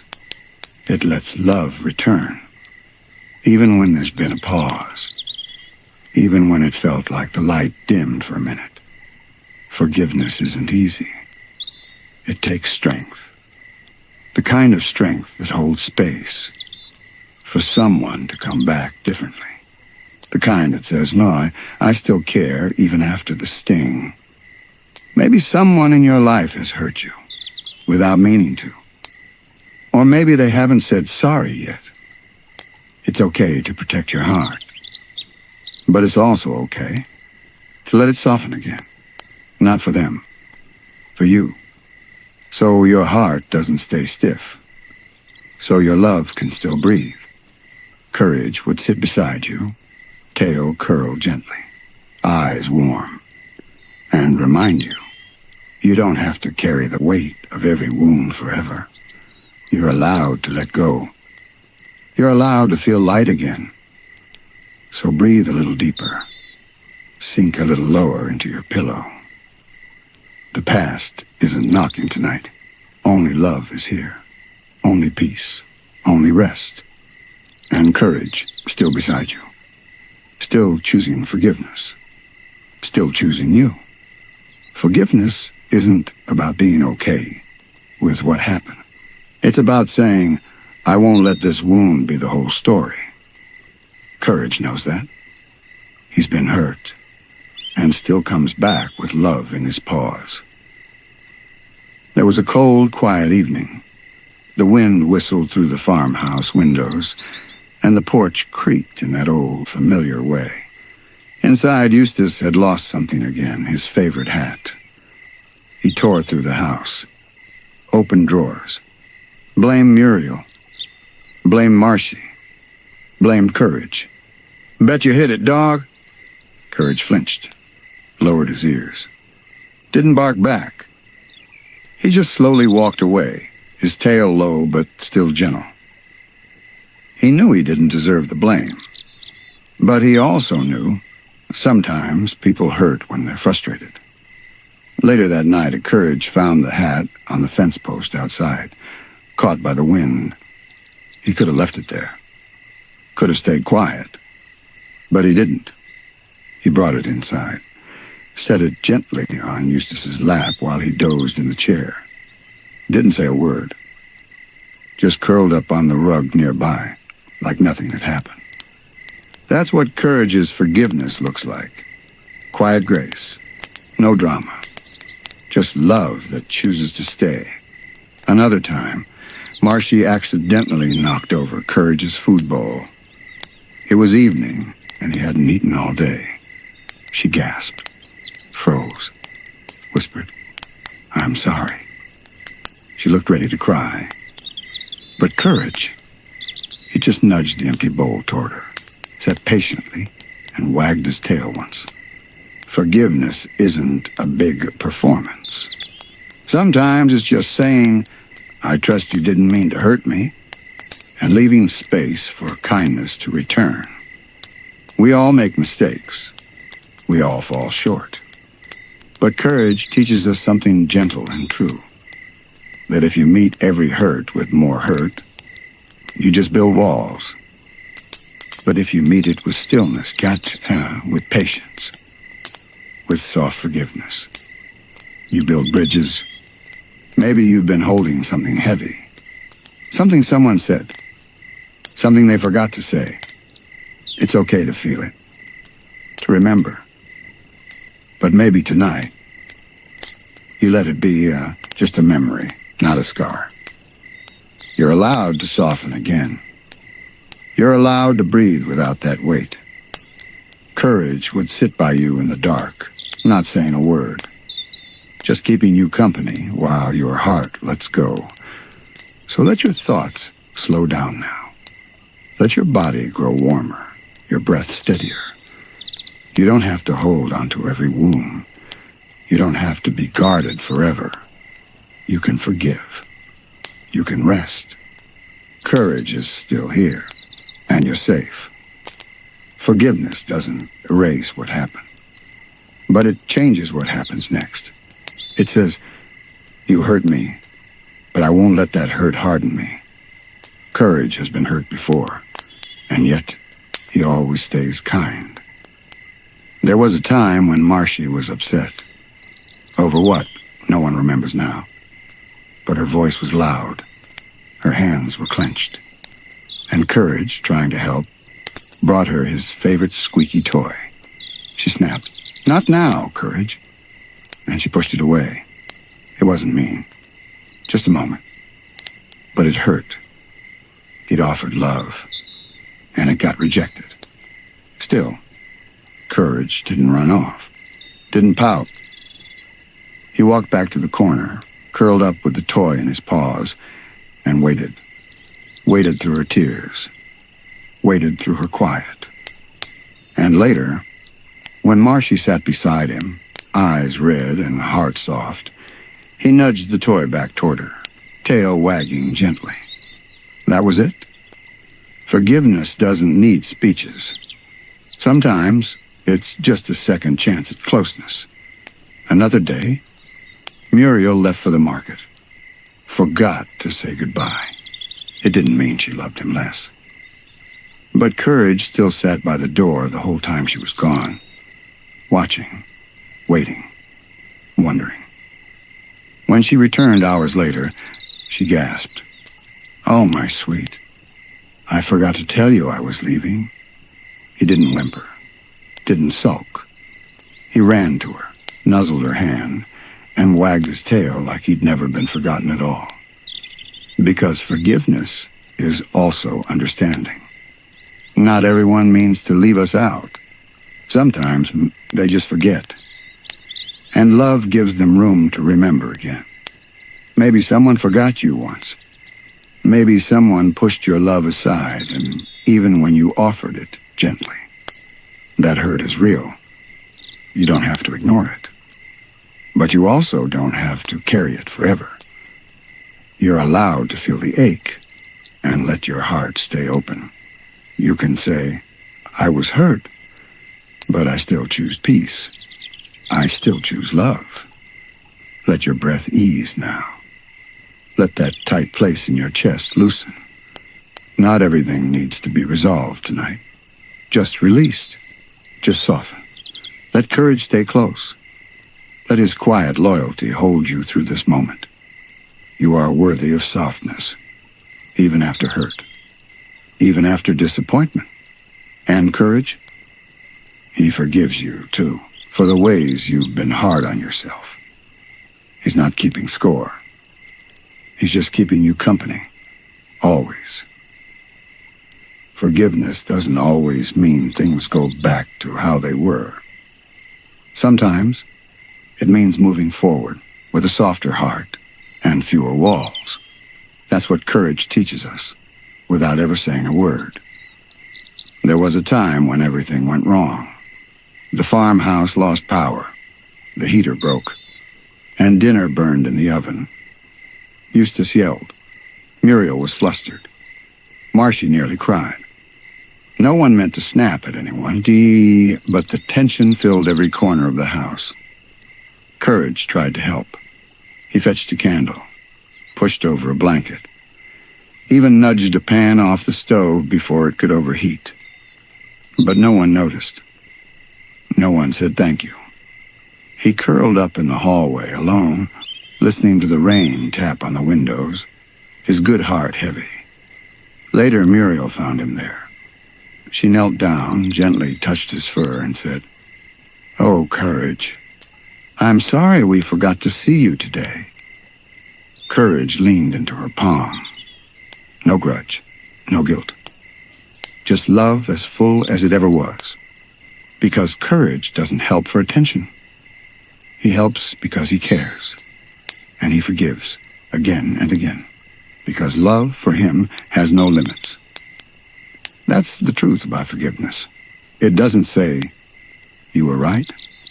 It says, "My peace matters more than holding this pain." And sometimes it means forgiving people who'll never say sorry. Forgiving things you can't go back and change. Forgiving yourself for not being perfect.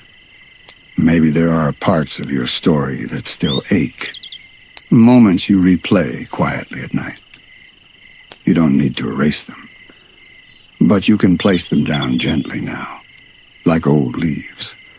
Let them float away on tonight's soft wind. Let Courage sit beside your memories, not to change them, but to keep you company as you loosen their grip. You've been brave. You've been soft. You've let go even when it was hard. That's forgiveness. Not a moment, but a way of living. And you're doing it beautifully. So now, breathe slower. Sink deeper. You are held here. You are understood. You are more than what's happened to you. You are more than what you've said, or what's been said to you. You are good, you are gentle, you are loved fully, and courage is still here, still warm beside you, still believing in you, still choosing to love no matter what. Always, let's begin the story of courage's hope. Hope isn't loud. It doesn't shout. I know this will work. Hope whispers. Maybe it will. And maybe that's enough. And courage lives in that whisper. Soft, steady, unshaken. And there was a morning when the clouds didn't lift. The sky was gray. The wind cold. Muriel's flowers drooped from the cold snap the night before. She stood at the window with her hands folded. Didn't say much. Didn't move much. Marcy whispered, "Are the flowers gone forever?" Courage looked up.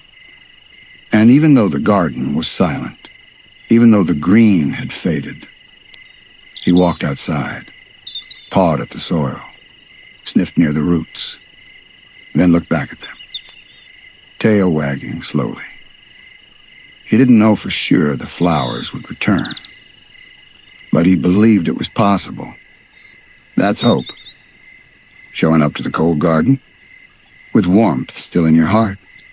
Another day, Marcy tried to build a birdhouse.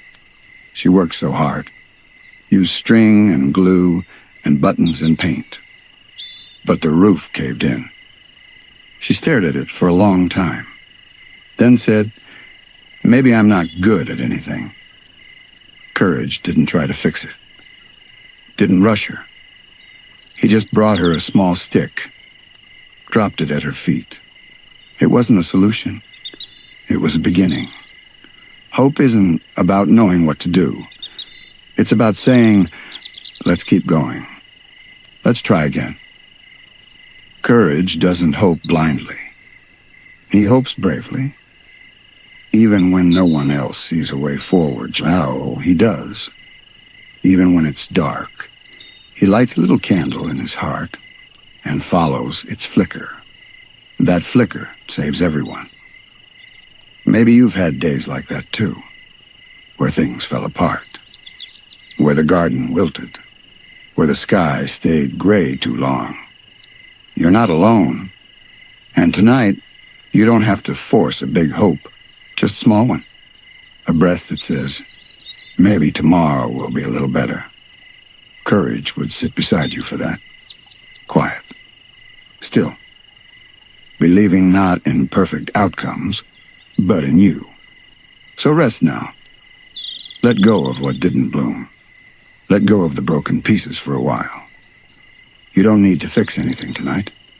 You just need to rest with hope in your heart. Courage is beside you, still wagging, still waiting, still believing, and that's more than enough. Hope is not the absence of fear. It's the quiet decision to walk through the fear anyway, believing that something good might be waiting on the other side. That's what courage does. Not because he knows what's coming, but because he chooses to believe it's worth showing up for.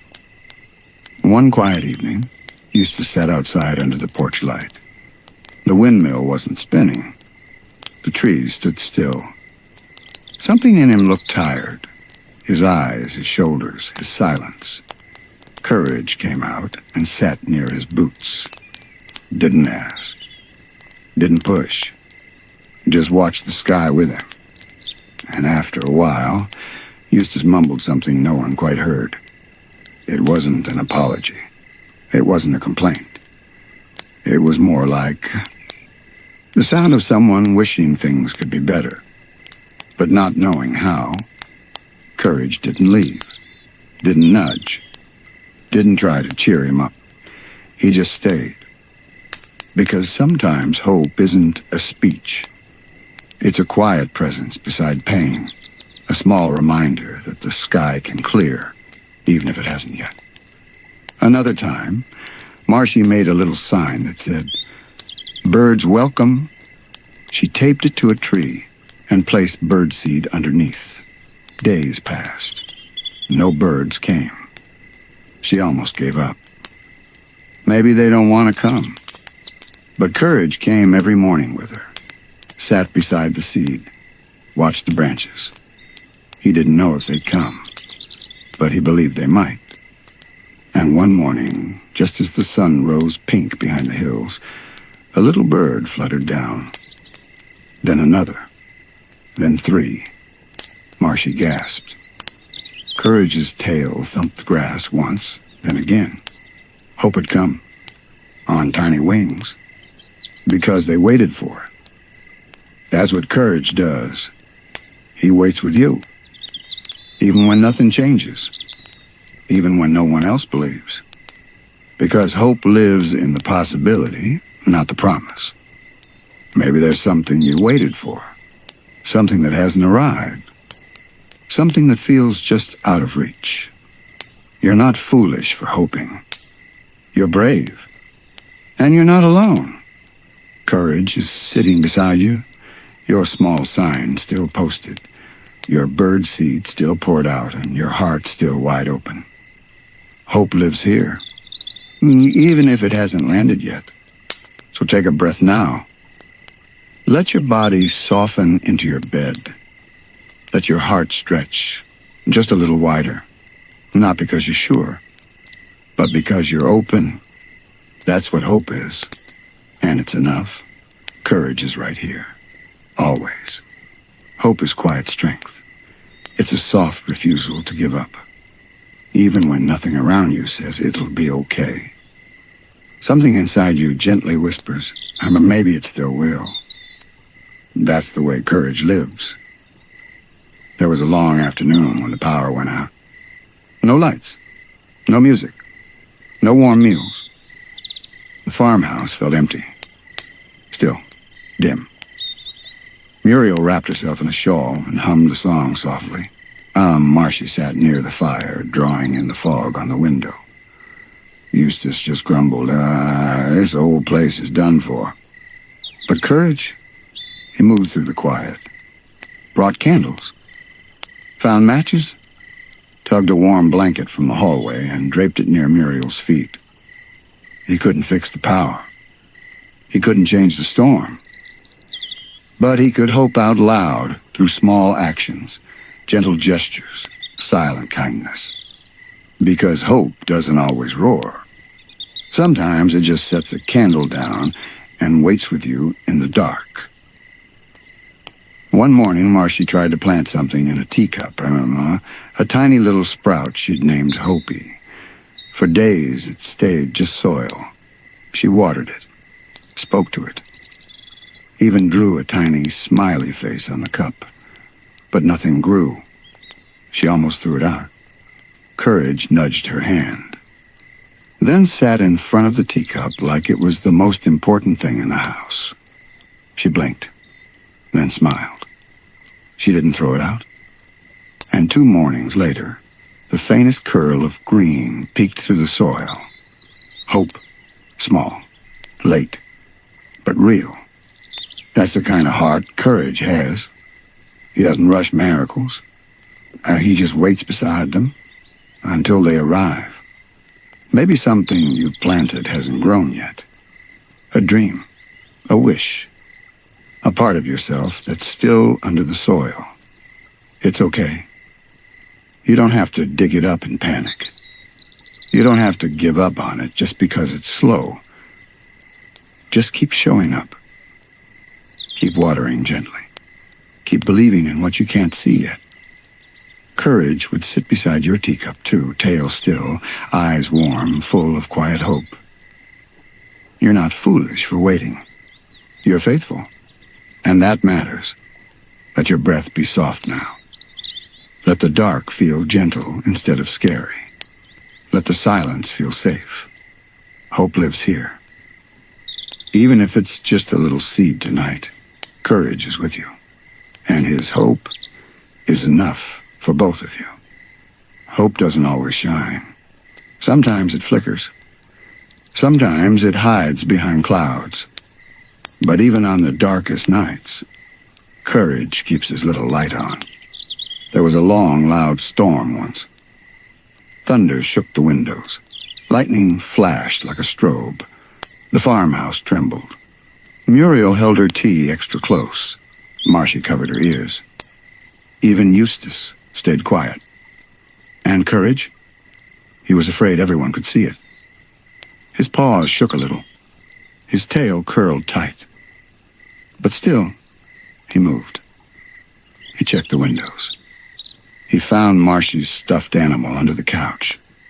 He brought Muriel her shawl when it slipped. Every step a little braver. Every act a little softer. Not because the storm had stopped, but because he believed it would. That's what hope is. Not the absence of fear, but the willingness to keep going through it. Later that night, Marcy whispered, "Are we gonna be okay?" And Courage, curled beside her, pressed his head to her side. His way of saying, yes, even if it takes time, even if we're scared, we're going to be okay. Another time, one of the chickens disappeared. Muriel looked everywhere. Eustace gave up almost immediately. "Coyotes got it," he muttered. But Courage, he searched through the trees, behind the shed, across the foggy fields, for hours, because he believed the little chicken could still be out there, cold, alone, waiting to be found. And he was right. Just as the sky began to turn orange, there she was, tucked behind a compost bin, shivering, scared, safe. Courage carried her home. Because hope doesn't stop looking, just because the world says, it's too late. Maybe you felt lost before. Or maybe someone you care about has. And maybe the world around you said to give up, to move on, to stop hoping. But you didn't. You kept believing. And that makes you strong. That makes you like Courage. Let that hope stay close now. Even if it's been quiet. Even if it's been hiding. It's still yours. It's still flickering. And Courage is still beside you, guarding it with every soft breath. You don't have to be sure. You just have to stay open. The storm will pass. The morning will come. And you are already enough. Hope lives in you. Always. Hope isn't a guarantee. It's a decision. To try again. To believe again. To love again. Even when the last time left a scar. That's what Courage does every day. There was a moment when Muriel got sick. Nothing too serious.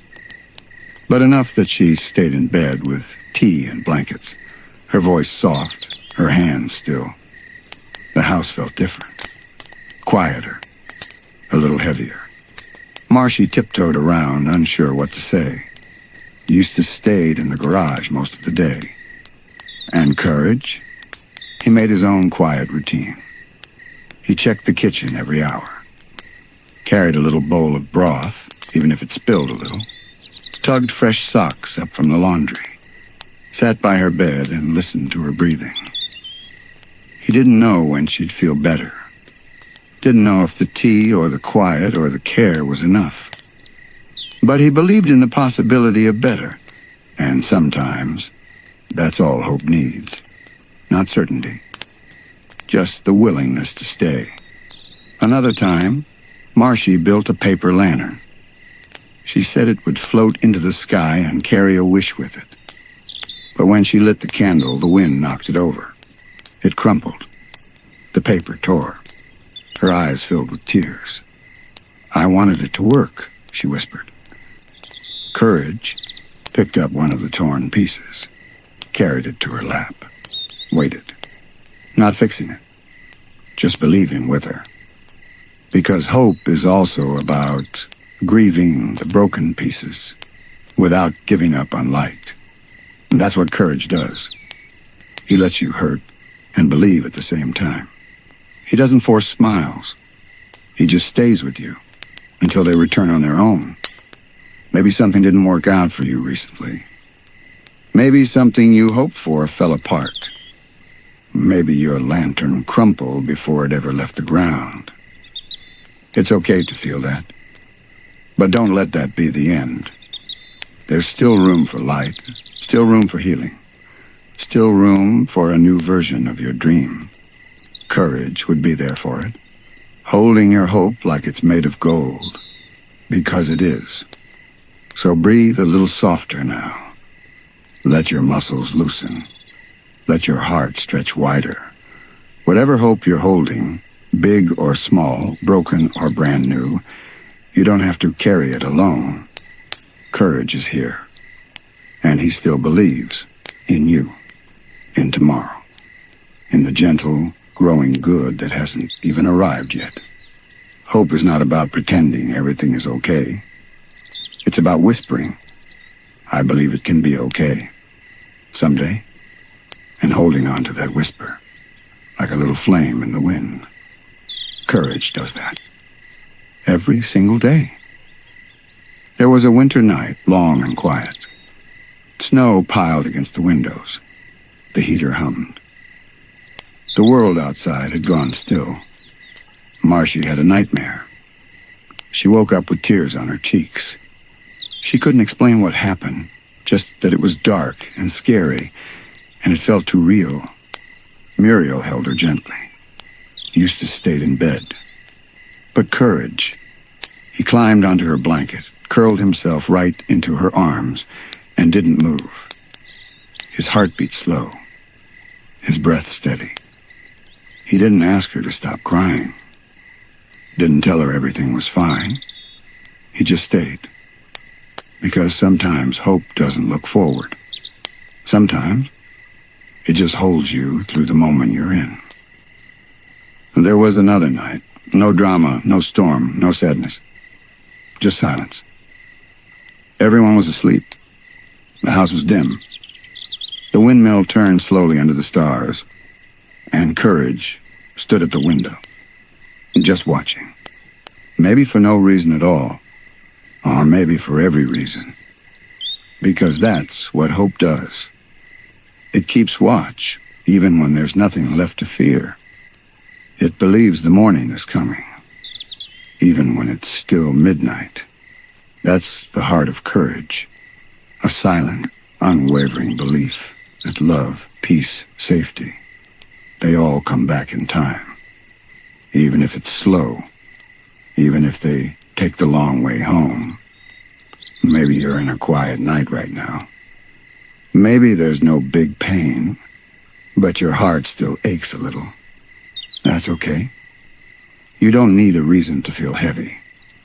You don't need proof to feel hope. Let courage's warmth remind you you're doing better than you think.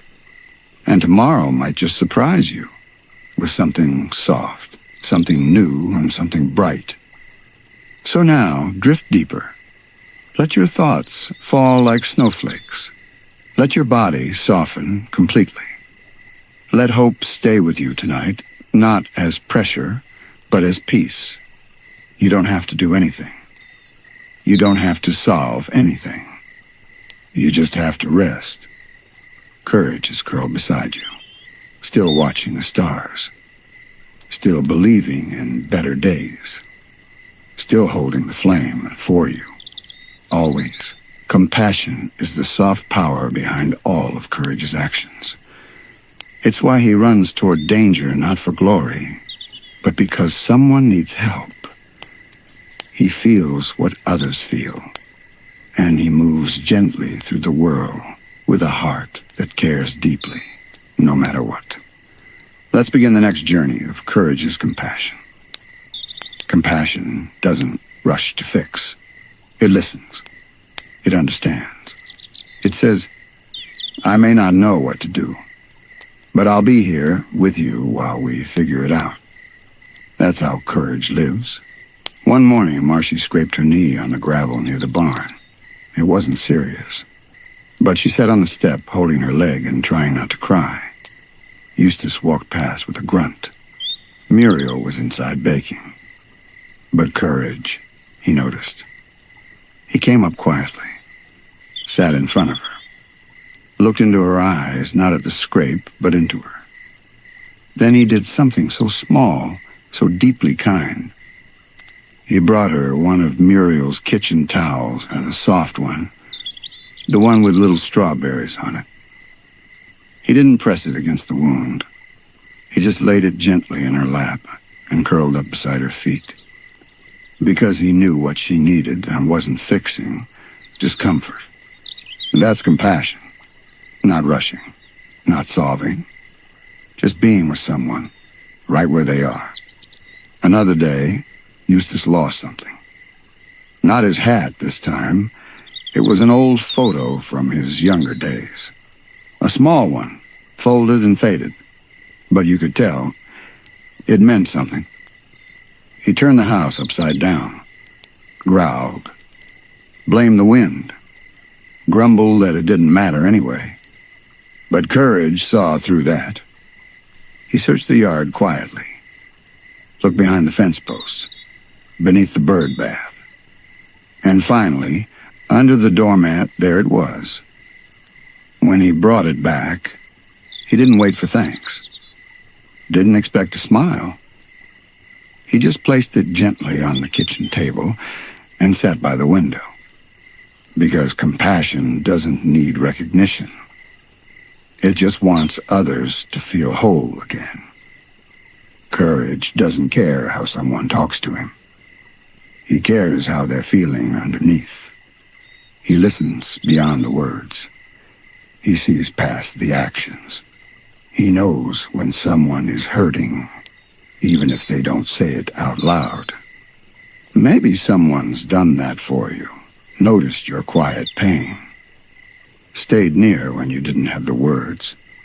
Or maybe you are that person, the one who notices, the one who sits with others through their storms. That's compassion, and it's one of the most beautiful gifts a heart can offer. So now, let yourself be on the receiving end of that compassion. Let courage's warmth reach you. You don't have to be strong tonight. You don't have to smile through it. You can rest. You can breathe. And courage will stay right beside you. No fixing, no rushing. Just presence. The kind that says, I see your pain. I care. And I'm not going anywhere. Compassion doesn't look for attention. It doesn't need to be noticed. It simply says, I feel what you feel, and I care, even if no one else sees. That's the quiet magic of courage. There was a rainy morning, one of those soft, endless rains that taps on every window. The kind of day that makes the house feel a little smaller, a little quieter. Muriel stood by the sink, staring at a mug she hadn't finished. She was remembering someone long ago. Her eyes had that far-off shimmer. Her hands stayed still. No one else noticed, but courage did. He walked to her slowly, not with barking, not with play, just with a presence. He pressed his head gently against her knee, held there for a long, long moment. And finally, she sighed. Not out of sadness, but release. Compassion is when someone's sorrow doesn't scare you. It draws you closer. Later that day, Marcy tried to draw something for her grandmother, a flower garden, just like the one Muriel used to grow. But she got frustrated, crumbled the paper, tossed the crayons. I can't do it right, she mumbled. Courage came quietly. He picked up the crumpled page, flattened it as best he could, and laid it in front of her again. Then he sat watching, not expecting a perfect picture, just reminding her. You don't have to get it right. I'm here either way. Because compassion doesn't measure. It accepts. Courage doesn't love people for what they do. He loves them for who they are, especially when they feel like they're not enough. That's compassion in its purest form. Maybe you felt like that before, like you needed to be better to be loved, or to have your mess cleaned up before anyone would sit with you. But not here. Not tonight. Courage sees you. Not your mistakes. Not your doubts. Just you. And he chooses to stay, not to fix you, not to change you. Just to remind you that you are still lovable, even when you feel like you're falling apart. So now, take a breath. Let it come in slowly and leave even slower. Let that gentle, wordless comfort begin to wrap around you. You are allowed to feel tired. You are allowed to cry. You are allowed to heal. And courage will be here through all of it. Quiet, warm, unmoving. Compassion in the shape of a friend. True compassion doesn't ask questions like, "Why are you sad?" Or "Shouldn't you be over this?" It simply says, "I see your heart, and I care." That's the language courage speaks, without words. Just presence. Just love. One afternoon, the wind knocked over Muriel's garden stand. Fresh vegetables spilled across the dirt. Some bruised, some broken. She stood there for a long time, not upset, just quiet. Years of work. Soft hands. So many mornings in the sun. And now, just a mess. She didn't say anything. But courage did something small. He picked up a single tomato, still round, still bright, and carried it to her lap. Then he sat still and slow, eyes lifted. As if to say, "Look, it's not all ruined. Something made it through." That's compassion. Not pretending the pain isn't real, but gently pointing toward what's still good. Later that week, Marcy found a baby bird under the porch. It was cold, tiny, barely breathing. She panicked. "I don't know what to do." She looked at Courage, tears rising in her eyes, and he didn't rush, didn't try to take over. He lay down beside the bird, just close enough to warm it, just still enough not to frighten it. That simple closeness helped Marcy breathe again. She found a shoebox, a towel, a little hope. The bird didn't make it. But it wasn't alone, because courage was there. That's the heart of compassion. It doesn't guarantee rescue, but it never lets anyone suffer alone. You've probably been through moments like that. Moments where you didn't know what to say. Moments where no fix existed, only feeling. And maybe you showed up anyway. Maybe someone showed up for you. That's what courage is. That's what compassion is. Showing up anyway. Let yourself be shown up for now.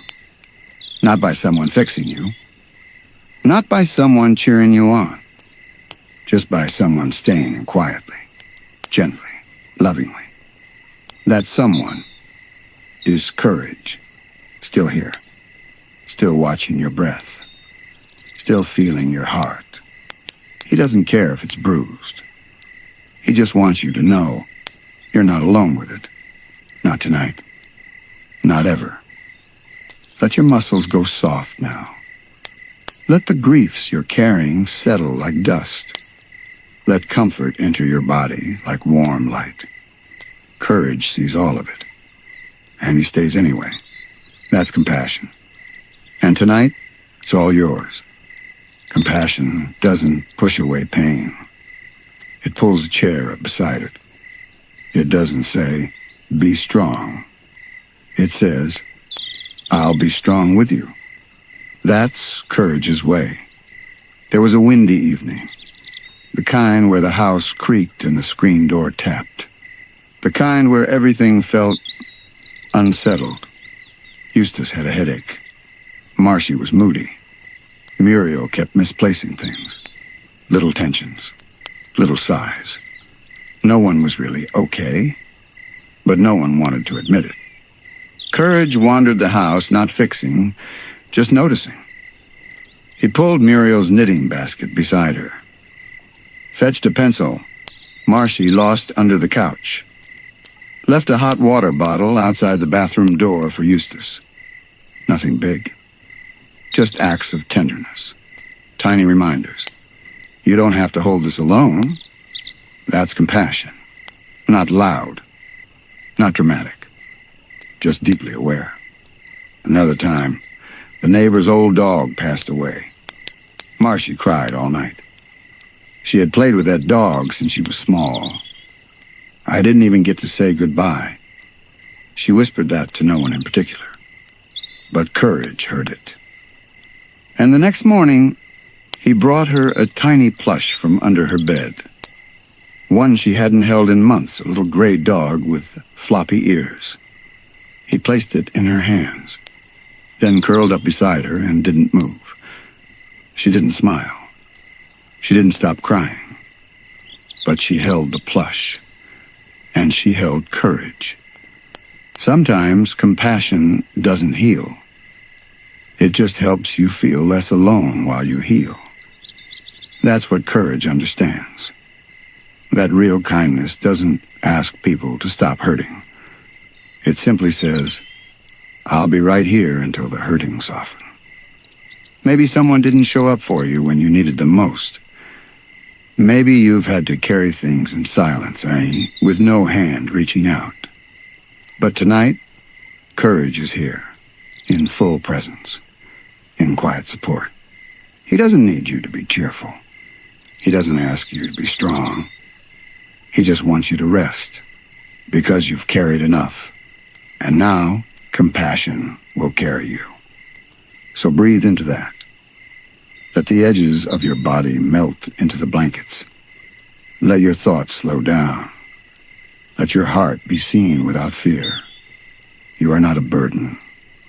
You are not too much. You are not too sad to be loved. Courage sees your heart and still chooses to stay. Always. Now we move gently into the heart of Courage's compassion, where care doesn't need fixing, only presence. And where the quietest kind of love is sometimes the deepest kind of all. Compassion says, I may not understand everything you're feeling, but I care deeply that you're feeling it. And Courage, he feels everything. Not to be overwhelmed, but to be in tune. One early morning, the sky was still gray. A soft fog blanketed the fields. Even the birds were quiet. Marcy woke up feeling heavy. No reason. No story. Just the kind of heaviness that presses on your chest before you even open your eyes. She didn't want to talk. Didn't want to play. She just sat on the porch, curled in her blanket. No one said much. But Courage noticed. He sat beside her, close but not too close. No noise. No questions. Just warmth. His tail didn't wag. His eyes didn't sparkle. He matched her stillness. Because compassion meets you where you are, not where it wants you to be. Later that day, Muriel dropped a dish in the kitchen. It shattered sharp and sudden. She knelt down slowly and whispered, That was my favorite one. No one scolded. No one laughed. Courage walked over, sat beside the broken pieces. He didn't try to clean it up. He just stayed with her while she stared. Because sometimes you need someone to honor the loss before they help clean it up. That's what Courage knows. That healing doesn't come from rushing in with solutions. It comes from soft, steady presence.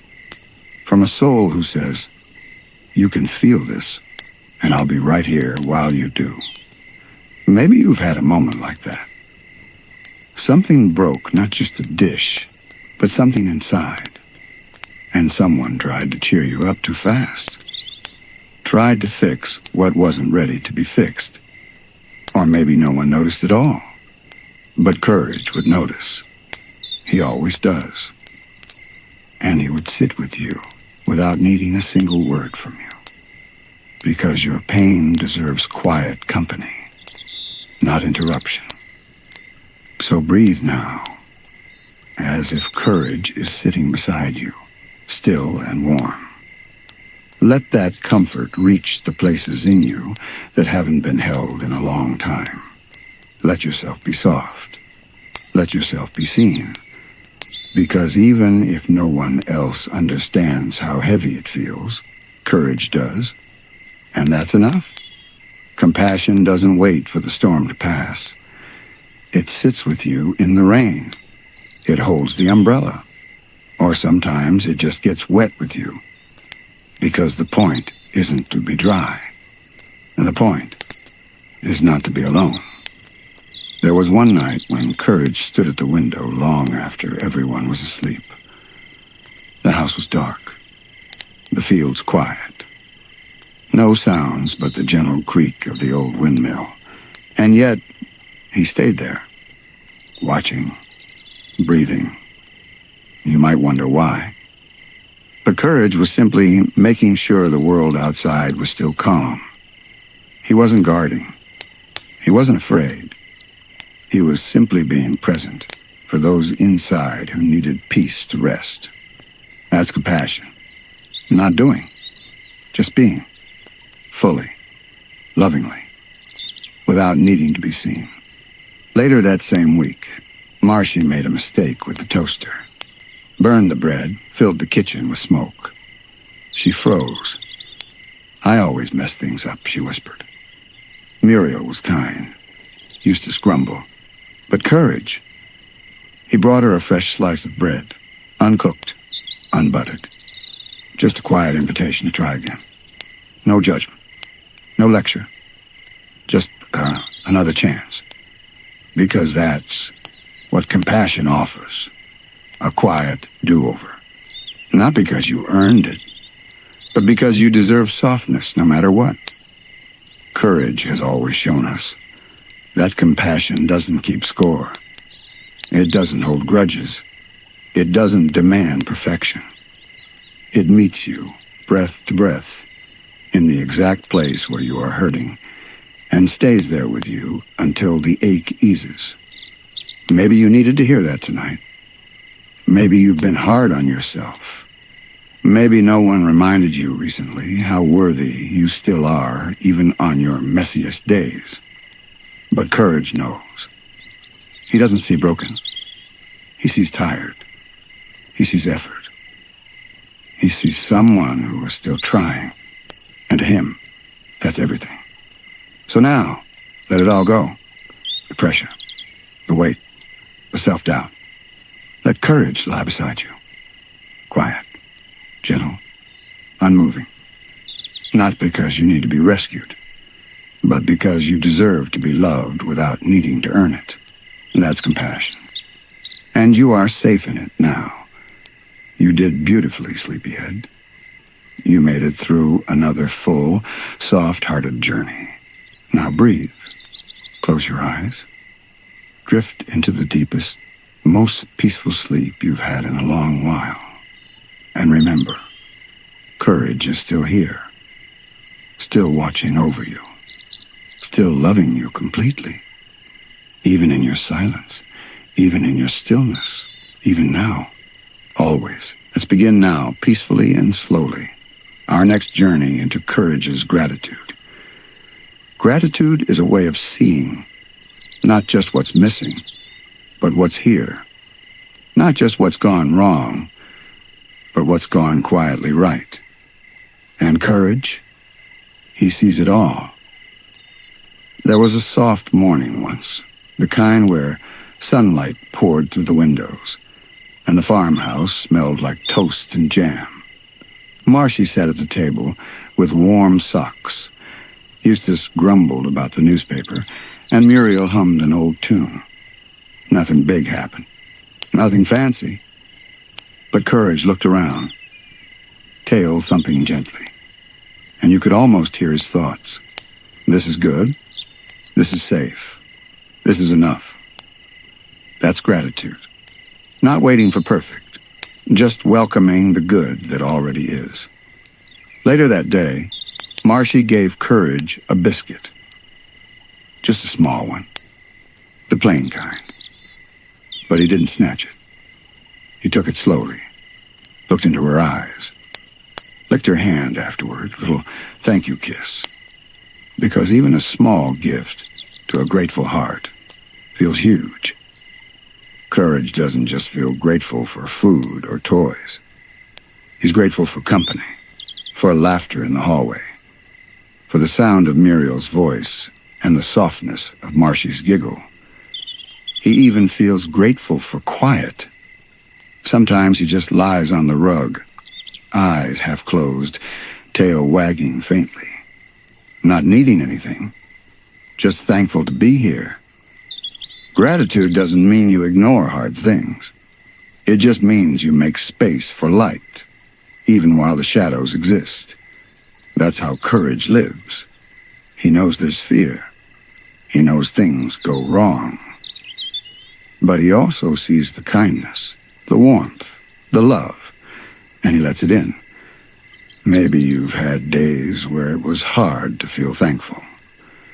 Maybe you've been tired or hurting or simply overwhelmed. That's okay. Gratitude doesn't have to be big. It doesn't have to be loud.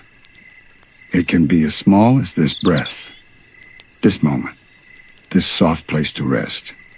So breathe now. Let the small things rise gently to the surface. Maybe it's your blanket. Maybe it's this story. Maybe it's the chance to just be without doing. Let those tiny sparks of thankfulness glow inside you. Let courage curl beside your heart, reminding you how loved you are. You don't need to fix anything. Just rest in the good that already exists. Gratitude doesn't wait for something grand. It whispers, thank you, for soft pillows, warm soup, and someone choosing to stay. Courage lives in that whisper. One afternoon, the wind picked up. Chilly gusts danced through the trees. Clouds hung heavy. Muriel brought out a little sweater she'd knitted for Courage long ago. It was slightly crooked, a bit too big in the sleeves. She laughed as she put it over his head. There, you'll be cozy now. Courage didn't care about how it looked. He pressed into her hands. He wagged slowly. Not because it was a perfect sweater, see, but because it was given with love. That's what he felt. And that's what he thanked her for. Not the gift itself, but the heart behind it. Later that night, Marshy accidentally spilled some milk. She frowned. I was trying to do it right. But Courage came over, licked a small drop from the floor, and nuzzled her elbow. As if to say, even when things go wrong, I'm glad I get to do life with you. That's the kind of gratitude that stays. Even when things aren't perfect. Even when the milk spills. Sometimes Courage just sits at the window, watching the moon rise. Not doing anything. Not chasing or guarding. Just watching. And if you could hear his thoughts, they'd probably sound like this. Thank you for the moon. Thank you for this porch. Thank you for another night to just be here. Gratitude softens the soul. And courage is the softest soul there is. Maybe you've had a day where things didn't go quite right, where your efforts weren't noticed, or you felt like nothing special happened. But maybe something did happen. Maybe you took a deep breath. Maybe someone smiled at you. Maybe you made it through. And maybe that's enough to say thank you for. So take that deep breath again now. Feel your body settle. Let your thoughts slow down, like snowflakes falling in silence. Let yourself feel grateful for this quiet, for this story, for this moment where nothing is required of you. Courage is right here beside you, tail curl, heart warm. And if he could speak aloud, he'd say, "I'm grateful for you, not because of what you do, but because of who you are." Gratitude is a soft memory, a moment that lives inside you long after it's passed. Courage carries thousands of them, all tucked gently inside his little pink heart. One day the whole house lost power again.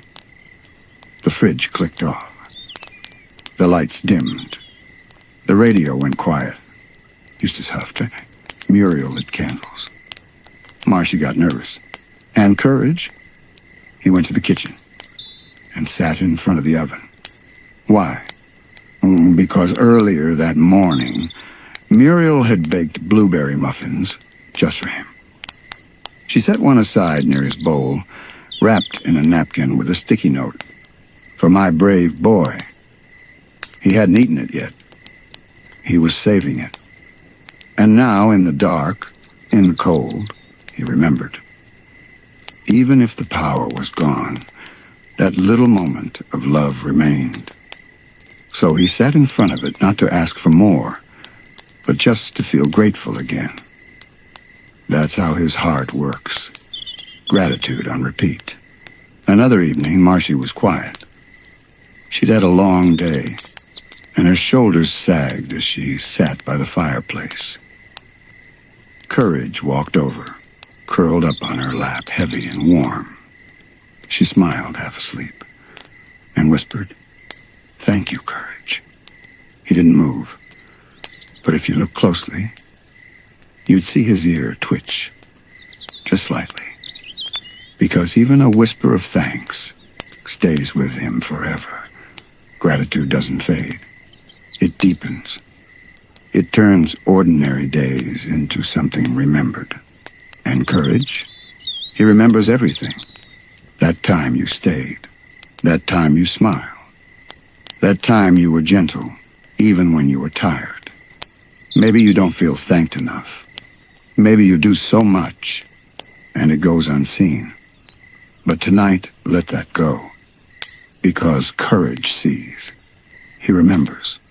And his heart is full of thanks for you. Now settle your breath. In and out. Slower each time. Let your own memories of warmth come gently back to you. That one safe place. That one person who smiled. That one quiet kindness you never forgot.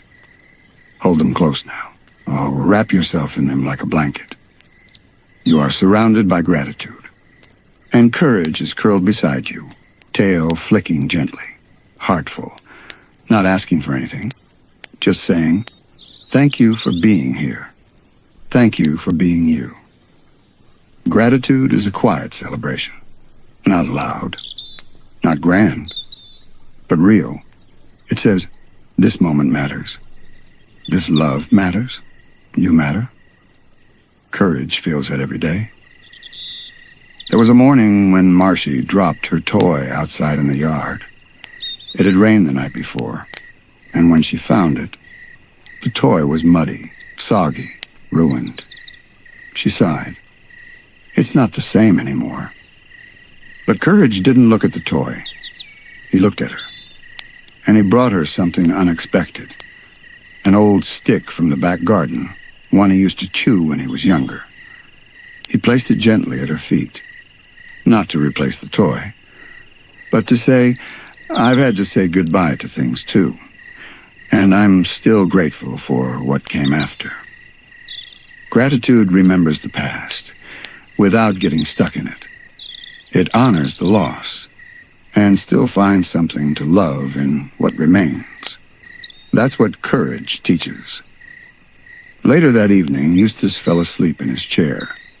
His glasses slid down. His arms crossed stiffly over his chest. Courage looked at him for a long time. And then, he gently pulled a small throw blanket up over Eustace's legs. No one told him to. No one saw him do it. But he remembered all the times Eustace had almost been kind. The time he gave Courage a crust of toast. The time he didn't yell. The time he just sat there, humming an old tune from long ago.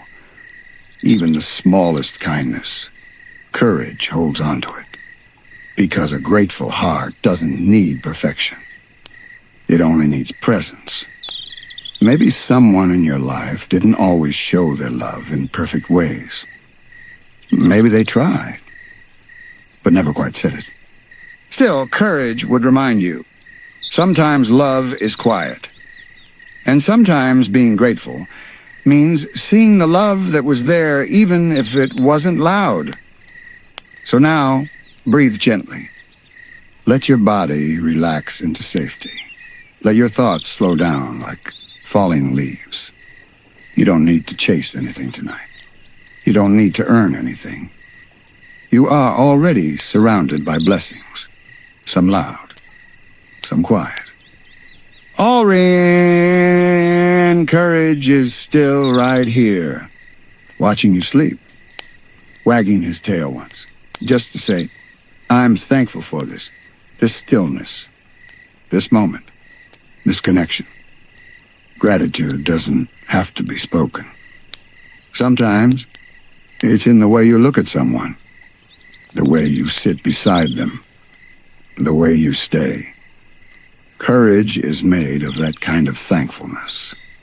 One quiet afternoon, Muriel baked a pie. She didn't ask for help. She didn't expect applause. She just moved softly around the kitchen, slicing apples, sprinkling cinnamon, humming a lullaby no one remembered but her. Courage watched from the hallway, not begging, not barking, just watching. He remembered all the time she made pie, the way her hands moved with love, the way she always saved the tiniest sliver, just for him. When she placed it on a plate near his bowl, he didn't gobble it. He sniffed it first, touched it with his paw, then looked at her with the softest eyes. Because sometimes thank you doesn't sound like words. It feels like presence. That night, Marcy couldn't sleep. She tossed, turned, pulled the blanket up, then pushed it off again. Finally, she sat up, frustrated. I don't know what's wrong, she whispered. Courage heard. He hopped gently onto the bed, turned twice in a circle, and curled up beside her shoulder. He didn't bring her water, didn't fetch a toy. He just offered himself. And Marcy whispered, Thanks, buddy. It was all she needed. All he needed, too. Gratitude isn't about being cheerful all the time. It's about noticing what's good, even in the middle of what's hard. That's why courage is grateful, even on stormy nights, even when Eustace yells, even when things break or plans fall apart. Because somewhere inside the chaos, he knows he's still surrounded by love. And that's more than enough. Maybe your day wasn't perfect. Maybe there were little stings, little sadnesses. But maybe something tiny still went right. A warm cup, smile. This story reaching your ears right now. Let that be enough. Let yourself feel thankful for this one soft moment. Because sometimes a soft moment is all it takes to shift everything inside. Now breathe slowly. Feel the weight in your arms and legs. Feel the comfort beneath you. Let your mind float gently toward rest. Courage is here. He doesn't need to talk. He doesn't need to do anything. He's just grateful that you exist. That you showed up today. That your heart is still beating, still loving, still hoping. And he'll stay with you, tail curled, eyes half closed, full of quiet, glowing thanks. Gratitude doesn't ask for more. It simply says, this, right here, is enough. That's how courage sees the world. And tonight, that's how he sees you. It was the end of a long week. The house was finally quiet. The chores were done. The stars blinked slowly above the old windmill. Muriel had already fallen asleep with her book on her chest. Eustace was snoring in his chair. Marcy was tucked in with a story half finished. And Courage? He wandered through the house one last time, checked the doors, peeked out the window, listened to the stillness. He paused at each of them. Muriel, Eustace, Marcy, and simply looked. No tail wag, no bark. Just a stillness so full of love it almost glowed. Because in his little heart, he was saying, "Thank you for this life. Thank you for these people. Thank you for letting me be here." He didn't wish for a bigger house, or a louder thank you, or even a break from his daily fears. He only felt grateful. Grateful to belong. Grateful to love. Grateful to still be trying. That's what true gratitude is. Not flashy. Not loud. Just quietly faithful. And maybe courage is teaching us something. That even in the hard days, even in the quiet ones, there are still moments to be thankful for. A breath. A safe place to sleep. A story that reminds you you're not alone. And someone, even a little pink dog, who thinks the world is better because you are in it. So now, breathe in softly. Let your chest rise and fall. Let every muscle loosen. Let your thoughts drift like clouds. You don't need to chase gratitude. You don't need to earn peace. It's here. It's already yours. Just like courage, still curled beside you, watching over you with a heart full of thanks. Let's begin our next journey into courage's intelligence. Some kinds of intelligence live in books, others in blueprints or formulas. But the kind courage has, it lives in instinct, in heart, in watchfulness. He sees a problem, feels the fear, and still finds a way forward. Every time. One early morning, something strange was happening with the farmhouse pipes. They hissed, clanked, made odd gurgling sounds.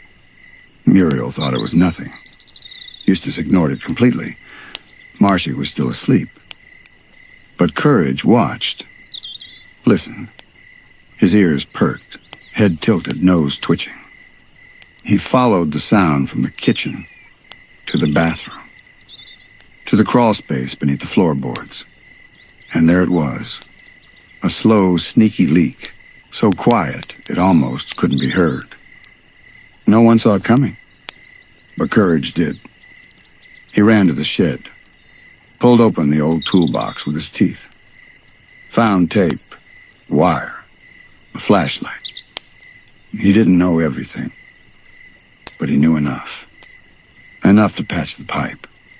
Enough to keep the floor from flooding. Enough to keep everyone dry. That's intelligence. Not knowing everything, but knowing what to do when it matters. Another afternoon, Marcy's toy disappeared. It wasn't just a toy. It was a handmade doll Muriel had sewn years ago. A comfort item. A treasure. She searched everywhere.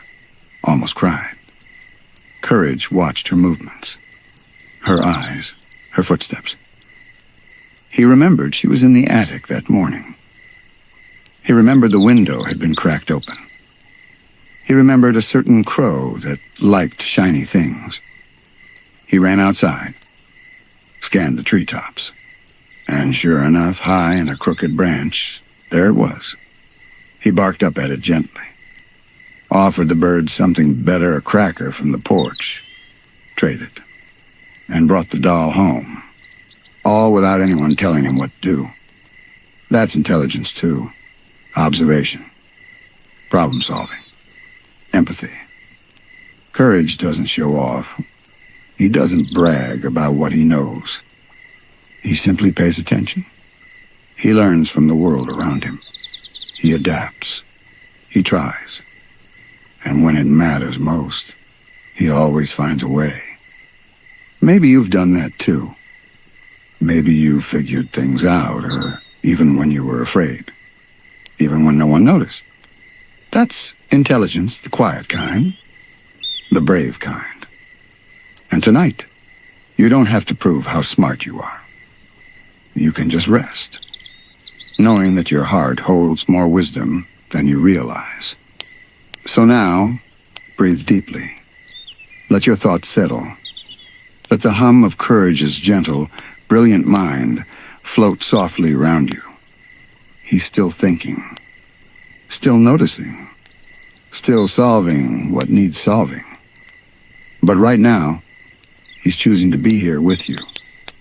Because intelligence also knows when it's time to rest. Intelligence is more than knowing answers.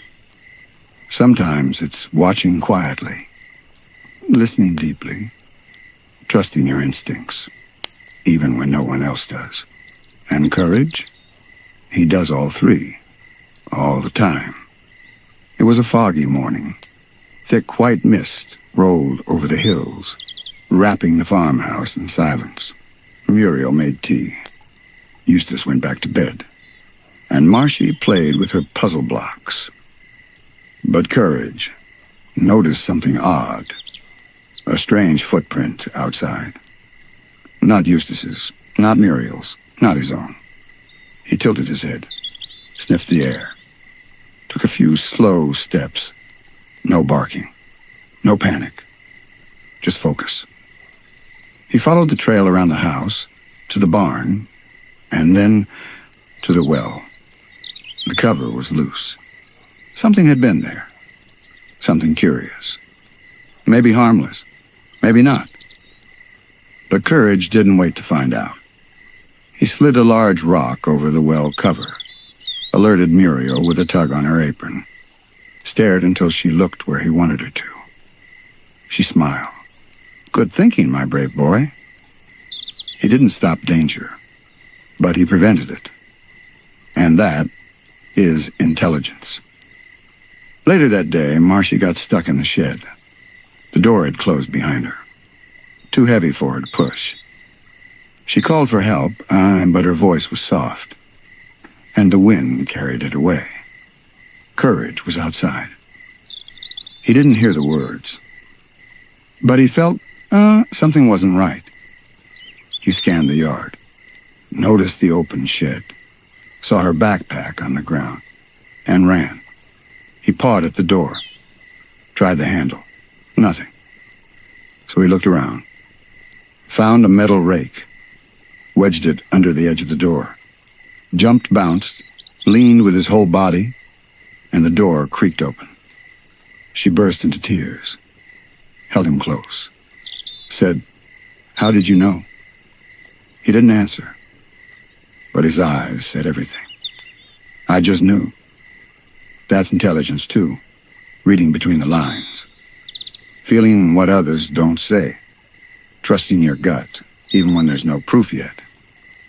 Maybe you've done that in your own quiet way. Maybe you've solved problems no one saw. Not for applause, just because you care. That's what Courage does. And that's what makes his mind so beautiful. So now, breathe gently. Let your thoughts float like mist over a field. Let go of the need to figure everything out tonight. Courage is still watching, still thinking, still holding the space so you can rest. Because intelligence also knows this. Sometimes the smartest thing you can do is let go. Courage doesn't carry books. He doesn't use a phone. He doesn't need fancy tools. But he has everything that matters, a memory like a map, eyes that notice every detail, and a heart that connects dots no one else sees. One rainy evening, Muriel's reading glasses went missing.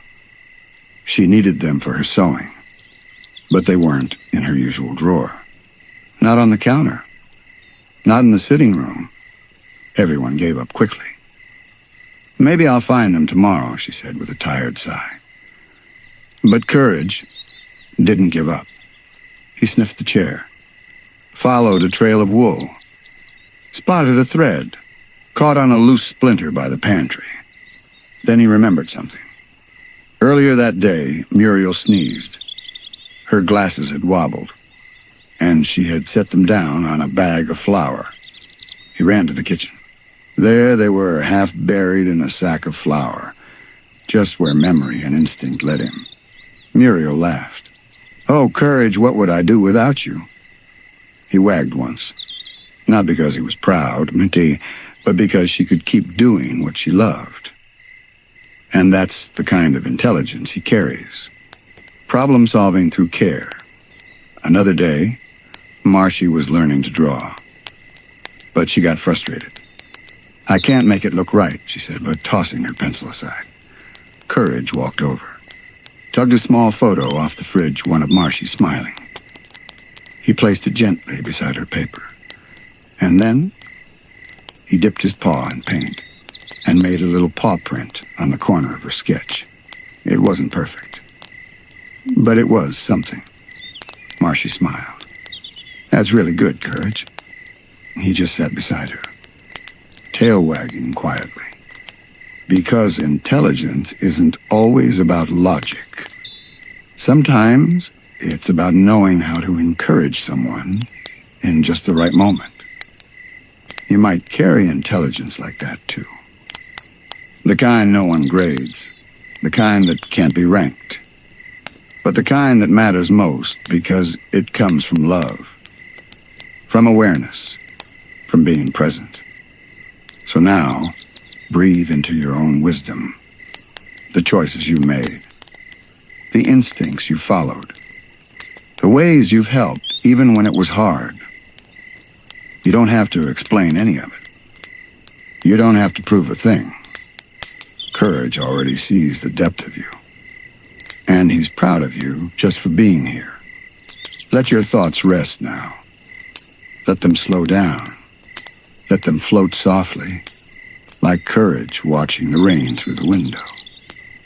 He's still thinking, still loving, still guarding what matters most. And right now, what matters most is you. Not all intelligence is fast. Not all answers come quickly. Some come from waiting, listening, noticing what others miss. Courage understands that. He knows when to rush and when to pause. There was a day when something strange started happening in the living room. A low hum, barely noticeable. Lights flickering just once or twice. Muriel thought it was the old wiring. Eustace didn't care.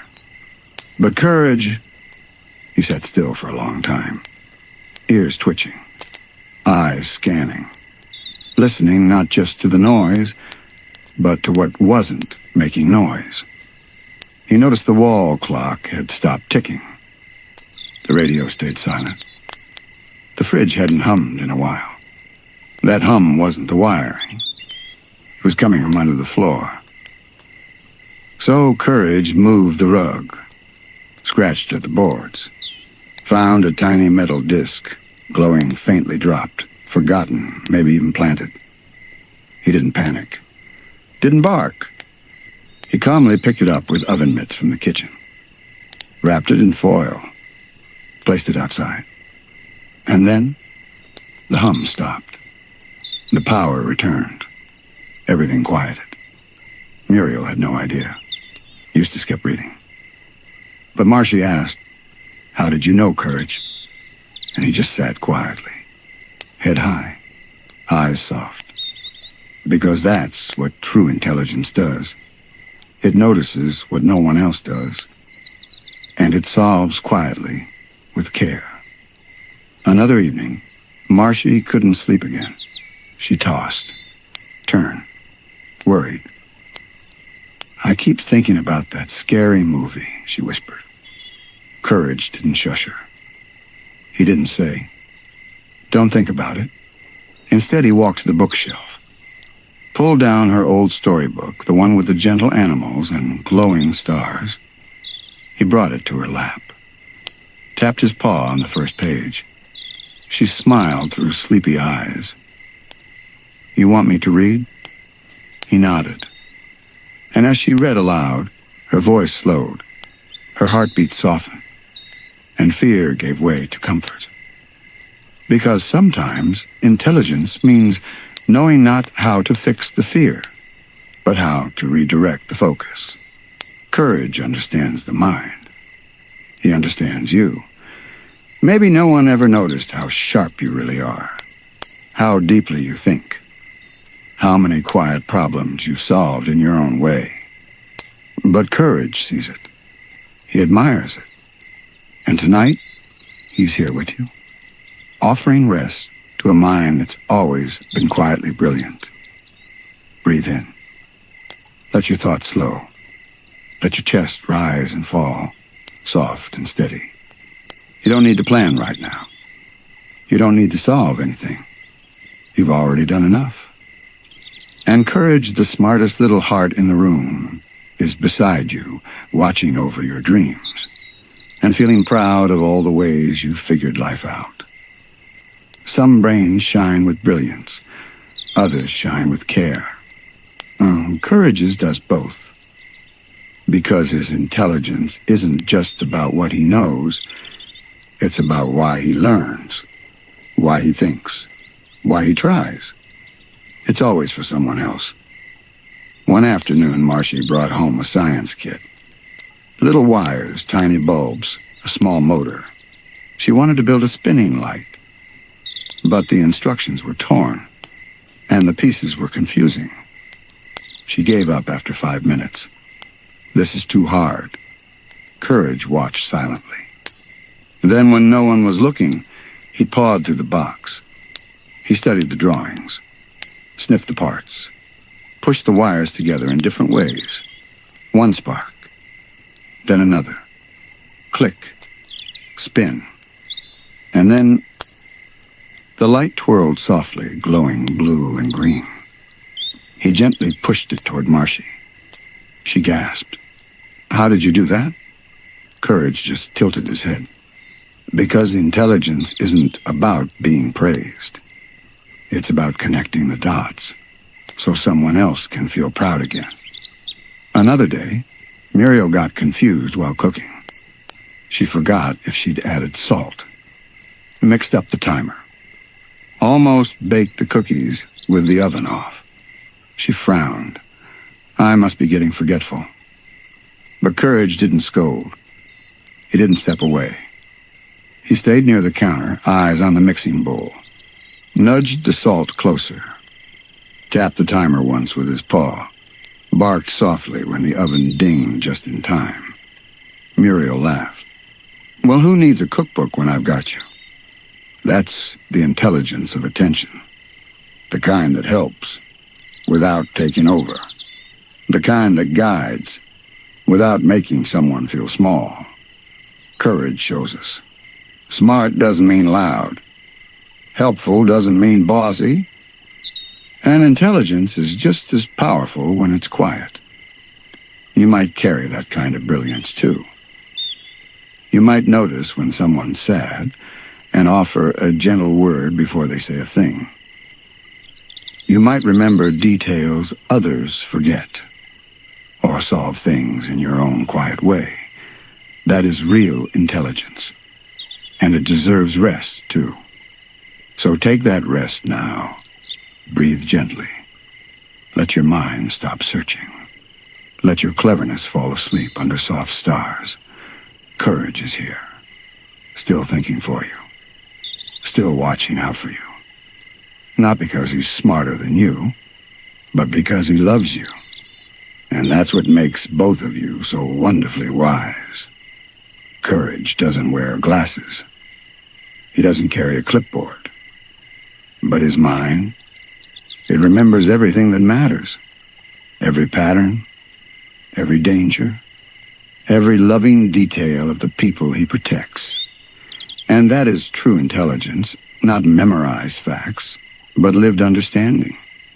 It was just before bedtime. The sky was purple. The stars were starting to twinkle. And the farmhouse settled into its usual calm. But Courage stayed awake a little longer. Something felt off. Muriel had forgotten to lock the back door. Marcy's window was open, and the wind was getting chilly. Eustace had left the fireplace screen pulled too far aside. No alarms, no chaos. Just small things that no one else noticed. But Courage did. He locked the door, tapped the window shut with his paw, adjusted the fireplace screen. Quiet, efficient, unseen. Because intelligence doesn't always need recognition. It just needs to work when it's needed. Then finally, he curled up on his rug, head on his paws, eyes still half open, just watching the house, one last time. Because when your mind is full of care and your heart is full of love, you never really stop looking out for others.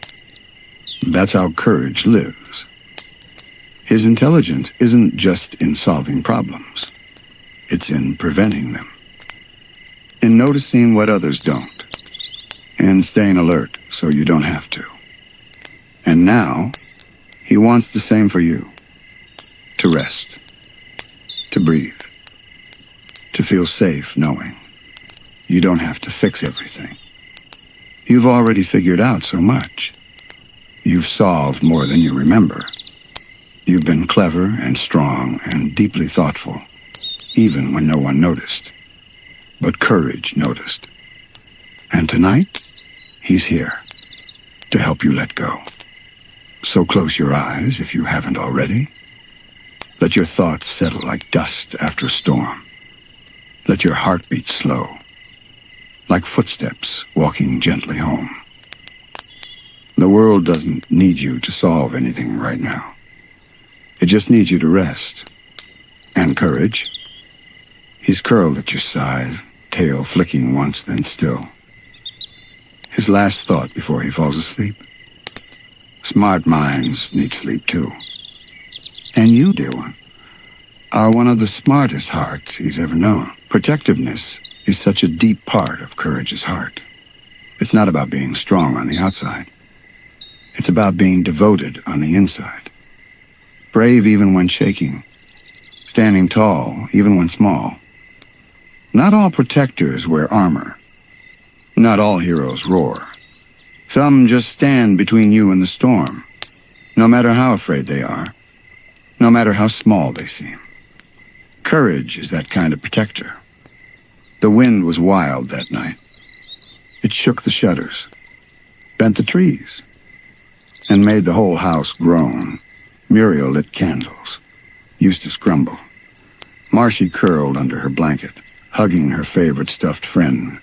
Courage sat by the door, tail still, eyes wide, heart pounding. But he didn't move. Because something outside had caught his ear. A low rumble, too steady to be thunder. Too close. He didn't know what it was. But he knew it didn't belong. And more importantly, he knew his family was inside. So he stood there, between the danger and them. Muriel called, "Courage, come here, sweetheart." But he didn't. Not yet. He had work to do. He nudged a chair beneath the doorknob, pushed the curtain closed, checked the latch on the window with his paw. Small actions, quiet moves. But done with big love. Later, when the wind passed and the sky cleared, they found nothing outside. No danger, no creature. Just broken branches and shaken trees. But they never saw the thing that had crept close. Only Courage did. Only he stood between it and the ones he loved. And he didn't need thanks. He only needed to know they were safe. Another day, Marcy wandered too close to the pond. Trying to catch frogs. The mud gave way. Her foot slipped. And just like that, she was in the water. Not deep. Not far. But too much for her little arms. She gasped. Courage heard it from across the field. He didn't think. He didn't plan. He ran, dove into the water, grabbed her sleeve in his teeth, paddled hard, pulled her out. By the time Muriel arrived, they were both dripping, but safe. And courage? He shook off once and licked Marcy's cheek. Just once. Because real protectiveness doesn't ask for attention. It simply shows up every time it's needed. Maybe you've done that. Protected someone, stood up for them, watched over them when they didn't even know it. That's the kind of bravery we don't talk about enough. The kind courage lives every day. So now, you don't need to be brave. Not tonight, not here. You're allowed to rest, because courage is awake, watching, listening, guarding. His protectiveness is so gentle, so loyal, so full of heart. You can finally let your guard down. Breathe in. Let your muscles soften. Let yourself be held by the quiet. Courage is here, between you and the world. And you are completely, deeply safe. Some think protectiveness means being the strongest in the room. But courage teaches us something different. It's not strength of muscle. It's strength of heart. One early morning, the farmhouse phone rang. Muriel picked up, listened, frowned. "Oh, dear," she said softly. "They said there's a pack of coyotes nearby, heading this way." Eustace shrugged. "They won't come here." But Courage stood up slowly from the rug. His ears perked. His nose twitched. He padded to each door, checking the locks twice. He didn't bark, didn't panic. But his body was alert, still, steady. Because he knew, when danger might be near, it's better to be ready than sorry. He spent the whole morning walking from room to room, peeking out windows, lifting the curtain, standing guard near the porch steps. Muriel smiled gently at him. "You're always watching out for us, aren't you?" Courage didn't answer. But his tail tapped once against the wall. Soft. Loyal. Later that day, when Marcy wandered toward the edge of the cornfield, Courage followed. He didn't say no. Didn't scold. But he stayed beside her. And when she picked up a rock that had sharp edges, he gently nudged it out of her hand with his paw, then pointed with his nose to a smooth, round one instead. She giggled. "That one's prettier anyway." Courage wagged his tail twice. Protectiveness isn't just about danger. Sometimes it's about gentle guidance, helping others feel free, but not alone. And maybe you've done that too. Watched over someone, even when they didn't notice, even when they didn't say thank you. Maybe you've stayed close when someone wandered too far. Maybe you've kept things safe, quietly. That is protectiveness. That is love in its strongest form. So now let your own guard rest. You've protected enough today. Let your shoulders relax. Let your breath deepen. Let your mind drift into peace. You are not alone. Courage is still here. Tail wrapped near your legs. Eyes half closed, but always listening. Because protectiveness doesn't stop when the sun sets. It only softens and surrounds you like a warm, invisible blanket. Courage doesn't wait for someone to ask for help. He just knows. He feels it. When someone's in danger, when something feels wrong, he steps in, small body, big heart, every time. It was a normal morning. The sky was clear. Birds were singing. Muriel was tending her garden. Marcy was chasing butterflies near the fence. But then a low hum began in the distance. Faint at first, then louder. A strange truck rolled down the dirt road, painted with symbols no one could read. Windows blacked out. Tires thick as tree trunks. No one noticed, dear, except Courage. He stood frozen. Ears flat. Eyes narrowed. Something was off. The truck didn't stop at the gate. It rolled slowly past. And then it paused. Right in front of Marcy. She looked up confused. Courage ran. So fast he barely touched the ground. So fierce his little feet shook the dirt. He barked loud. Snarled. Stood between Marcy and the truck. The driver hesitated. Watched. And then quietly drove away. Muriel rushed over. What was that about? Courage didn't answer. Couldn't explain.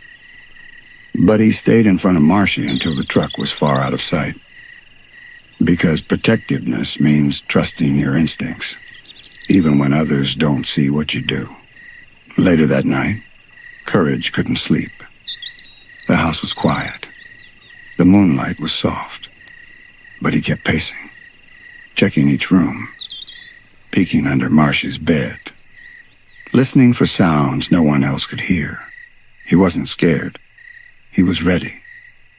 Protectiveness isn't about never being afraid. It's about being afraid and still standing your ground. That's what courage teaches us.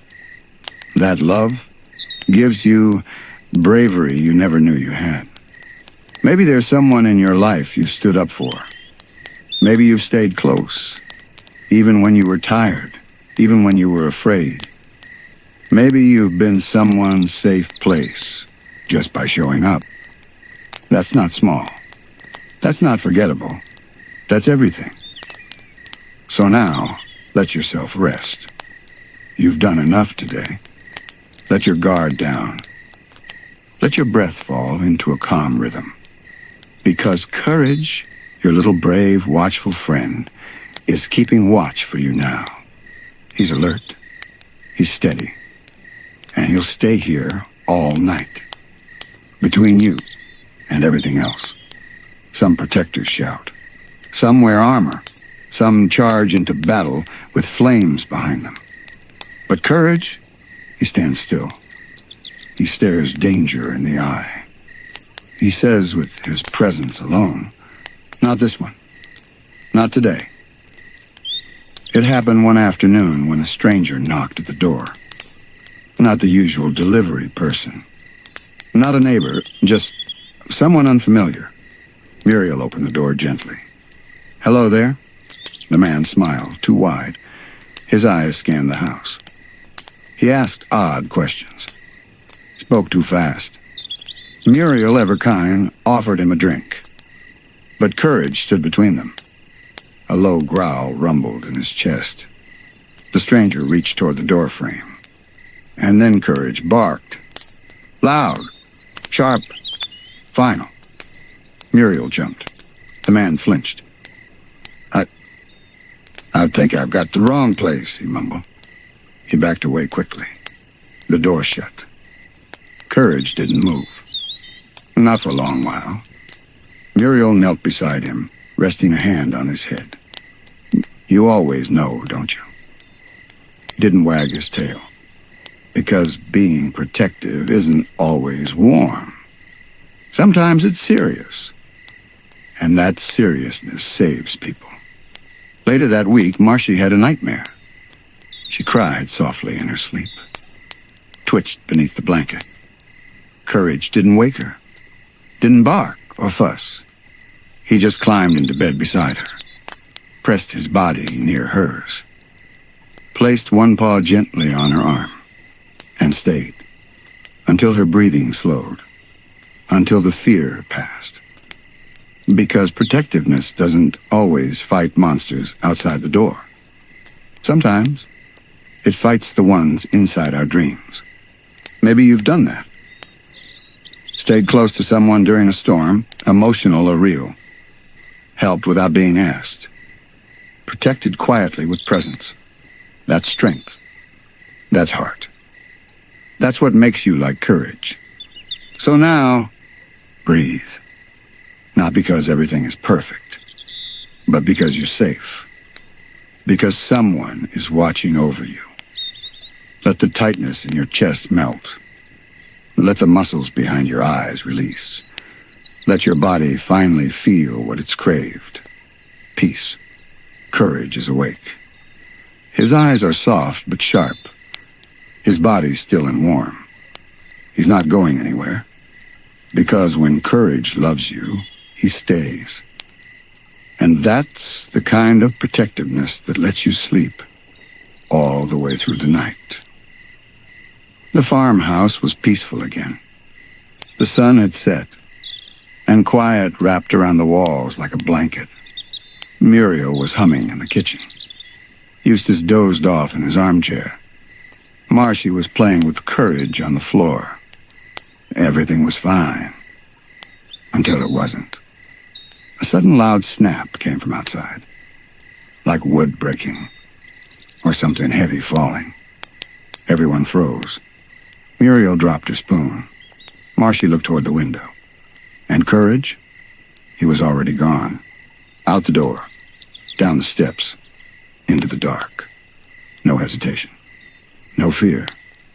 Because real protectiveness doesn't ask, what if I get hurt? It only asks, what if someone I love is in danger? He ran toward the barn. The wind howled around him. Something had knocked the old wooden fence loose, and now it was teetering, just above a family of wild rabbits that had made a nest beneath it. Most dogs would have ignored them, but Courage knew. They were living, innocent, vulnerable. So he ran, dug around them, dragged old rope from the shed, used his teeth, his paws, his will. And just before the fence could fall, he wedged a pitchfork underneath, balancing it long enough for the rabbits to escape.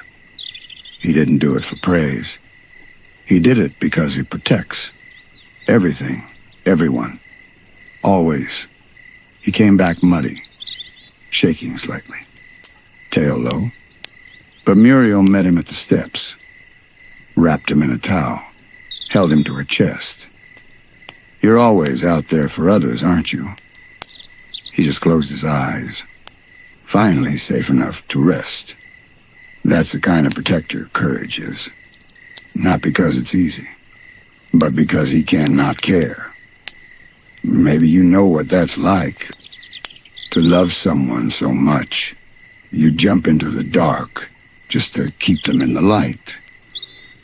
Maybe you've done it without thinking, without needing thanks. And maybe, just maybe, it's time someone protected you for a while. So now, let Courage do for you what you've always done for others. Let him take the night shift. Let him be the guardian, the shield, the soft presence that stands between you and anything that could hurt. Breathe deep. Exhale all the weight. Let go of all the what-ifs. Right now, you are fully protected. Not just watched, not just guarded, but loved fiercely. Sometimes we think protectiveness means fighting. Sometimes we think it means noise or shields or shouting, stay back. But Courage shows us the truth. It means staying close. It means noticing. It means never leaving, even when the danger is over. The night was quiet now. All the windows were shut.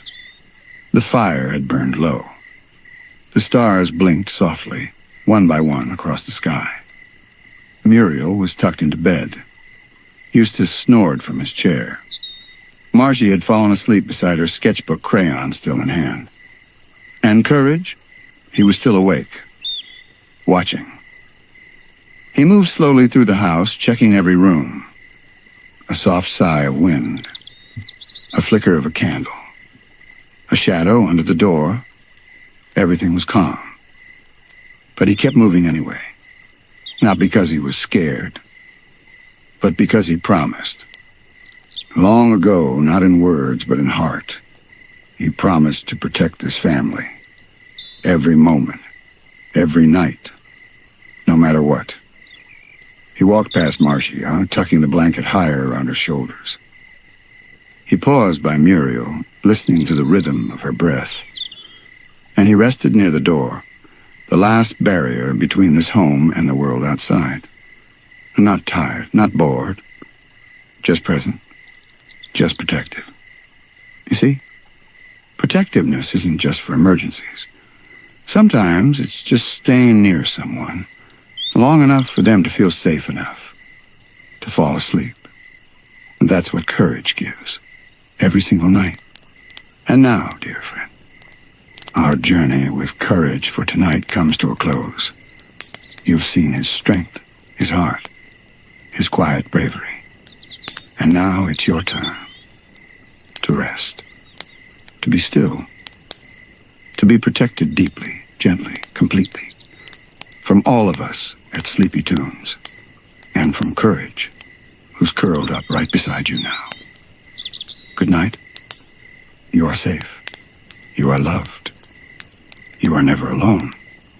Sleep well.